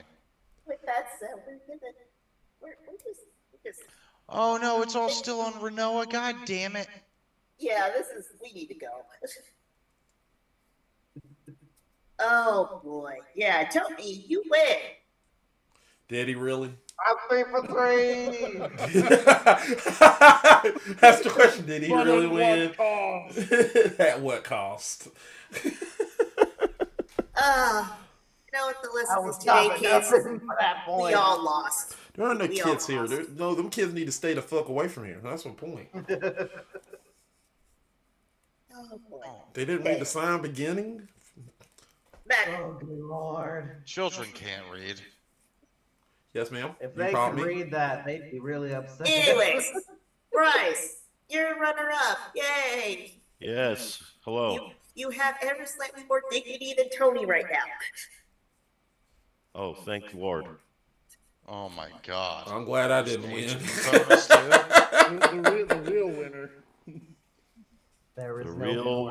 wiener. The real my winner is heart. the penises across the land. Throw this penis on the wall. Anyway, so Tony, since you won, butt plug yourself. Plug my. I mean, I don't really have any socials, but I mean, if you're on Xbox or anything else like that, I am Turt Reynolds 22. If you want to hang out and just catch up with me, or if you wish to dive for freedom, you might find me there. Freedom! Freedom and managed democracy. Bryce, Hi. Present your penis and show it to the world. Tell them where they can stick Waluigi's pee-pee. I am Big BS. You can find me at Big BS just about everywhere. Check me out on YouTube and Twitch. I do streams and videos on there occasionally. I do work on another channel called The Domain Gaming, Pop Culture, and Entertainment. So check me out on that channel. I stream there about twice a week. Right now we're doing Max Payne March. I'm going through all the Max Payne games. So we're doing a monthly thing like that every month. And then you can check me on the Next Level podcast. And I will be at PopCon in Indianapolis doing a live podcast with the Next Level on May 8th. That's about it. Come on out. Hell yeah. Till the next time you do something, I'd like to join that podcast again. Yeah, for sure, man. Now, Yeah. Matt, this is a legitimate question. Do you want to go now or last? It doesn't matter. Whatever you want to do, it's your show. I'm asking you since you're the one who said you had an announcement. I'll go last. I like to announce my announcement Okay. last. John. Hi, when I'm not being a cow, I'm busy doing cow-related things on OnlyFans. Look up Danger Cow John. If that exists, God help you all. Otherwise, friend me on Twitter. That's still a thing. Hey, if you're in the Wisconsin area, come to Green Bay. I do shows at Comedy City in De Pere, Wisconsin. That's like Green Bay, but bougier. And if you're not doing anything this summer, come see me at Kitsune Con. I'm hopefully doing a show there. Where's that? It's also in Green Bay. Okay. Green Bay's my bitch. Sorry, I had to say that. Did you just say Green Bay is your bitch? Yep. Yes, he did. Yes, I did. Why? Football. Yep. But there are Packers there, and they pack poopies. And cheese. A lot And of cheese, a lot of cheese. But Well, the cheese brings the I mean, so a lot of people. Well, I are mean, I good. feel like the cheese would block up the poopies. It sure does. It sure does. Yeah. It does, but They it don't also makes forget the us. poopies if you're lactose intolerant. They never forgot me. Point. Them Packers fans know who I am. They know. Okay. Chris, my dear, my favorite pretty face. Oh yes, hello. You can find me and Misty on twitch.tv/DTH_games. We play video games, and I just make dick jokes for 4 straight hours. It's great. What's DTH stand for? Down to hand job? Hell yeah, dog. That's what it stands for now. That's what it stands for now. Damn the hand job. Oh Never yeah. know. Down to handy. Down to Down sorry. to- Down the hole. Now, you do realize I am the second person in command, so you guys just wrote the job for me. Down to Hawk Tua. Down to hot to a spit on that thing. God, Spit on that thing. Hot too. last time I heard about her, she was part of a crypto scam. Yeah. Well, no, the Let's last go. no, Hey. I'm saying she's about to be on OnlyFans. As we're hearing, she's on OnlyFans now. Hey, I gotta subscribe because I need to see if she actually hot tours on that thing. if she don't If she Hawk doesn't, Tua, she's a I fucking don't talk fraud. to her. Oh. That was a good one. You like that? I like She that. don't Hawk to her. I don't talk to her. Don't talk to her. Let me talk to her. Oh, Bitch, you get your guys have mind officially right. written another task for me to do. So, if you What say it, task? down to hand job. Just Oh, are you gonna make a down to handy emote? I could, Oh my god. That'd be amazing. because that's what I do. I make all of our. I mean, yeah. Look, I've been following what people are doing on these algorithms and stuff, and I see things are getting a lot less censored these days. So Licking it's time for me ears. to I think to because everyone's go just full so busy. millennial. Hey Tony, we can go get an ear and we can lick it. Anyways. Why are we licking each other's ears? No, just like it's like a actual. Oh, are like, you talking fake- about like those ASMR mics? Yeah, just fake Yeah, ear. no, just don't. lick it. Yeah, Don't. let's do that. Don't. All right, we won't do it. No, Mac, No. I got you. All right, cool. I'll Let's put the go, order Tony. right now. Let's go. Let's go. Oh, let's go! Let's go. We're licking This an is gonna be ear. true ice. No, I don't want that either. Chris, are you done? I think so. Yeah. Matt, go. Oh, so hello guys. Hello. Hi. Hi. So, as you know, people, we have been doing Gamer Grudge, once a month, and it's been fun. But also, Gamer Grudge this allows me to think and process certain questions, certain things, and certain way of beings, and certain aspects of Gamer Grudge. So, What? I'm announcing that starting in May, we will have a heat wave for Gamer Grudge, leading up to that heat wave. So, right at this moment, May 18th is Mega May. We'll have a Mega Man fight, which will be me and Wolfie and Zero. Then, May the 4th be May 4th, which is, I forgot, May 4th. May the 4th be Wolfie. We'll have a Star Wars fight, where it will be Scott hosting that episode. And then I will come back. I'm just letting you know, I'm coming back and I'm going to host. Don't worry, guys. I'm going to host again on June 8th for the initial titled Heat Wave. Now, you're probably wondering, Mac, why the fuck are you just announcing stuff and you're just doing something? Don't worry. I'm getting to that. Because it's going to involve you, Tony, CJ, and definitely you, John. Because we are going to be doing something that I have faced in 2 times already. A match that I concocted that I have improved upon several times. For this season of Gamer Grudge Heatwave 2026, we will indulge and go into the depths of hell, into Gamer Hell. Gamer Hell will be the main event. So that means there will be no fact checking. But we'll be adding one more wrinkle to this. Everything will be the same. Adding one more wrinkle.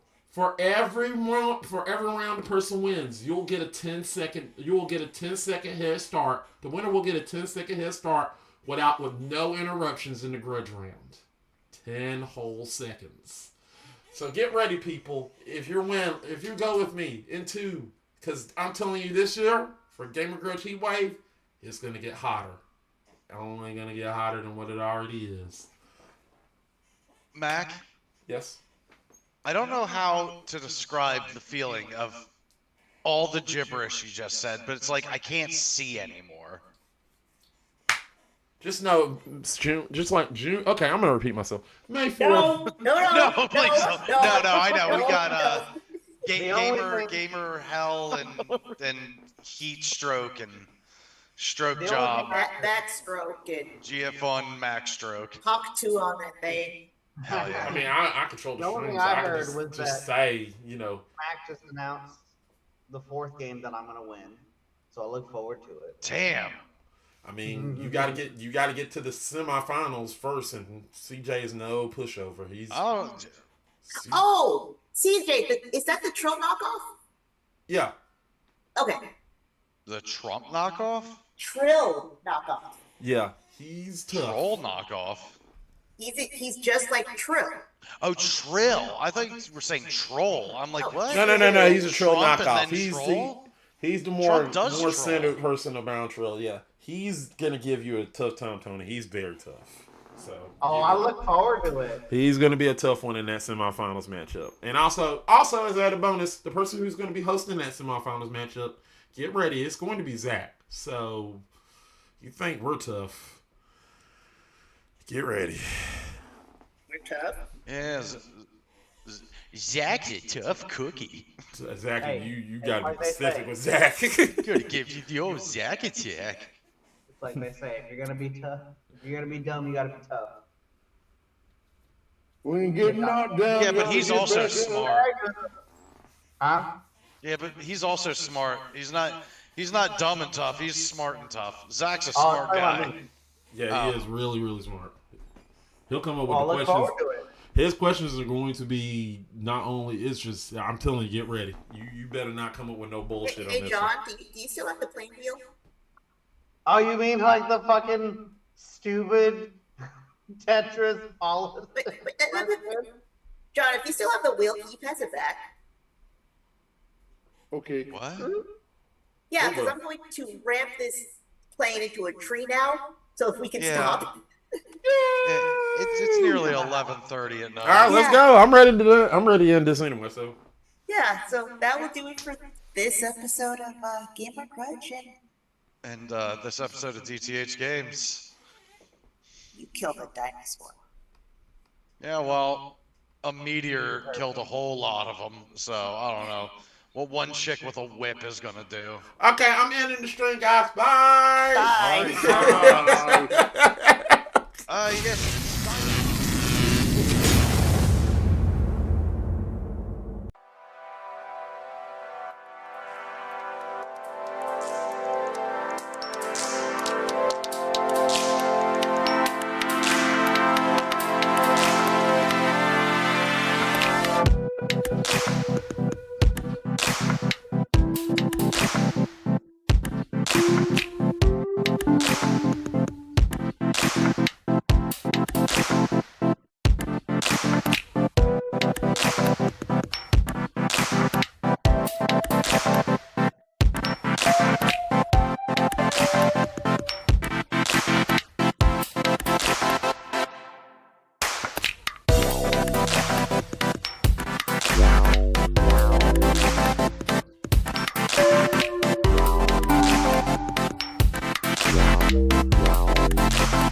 Wow.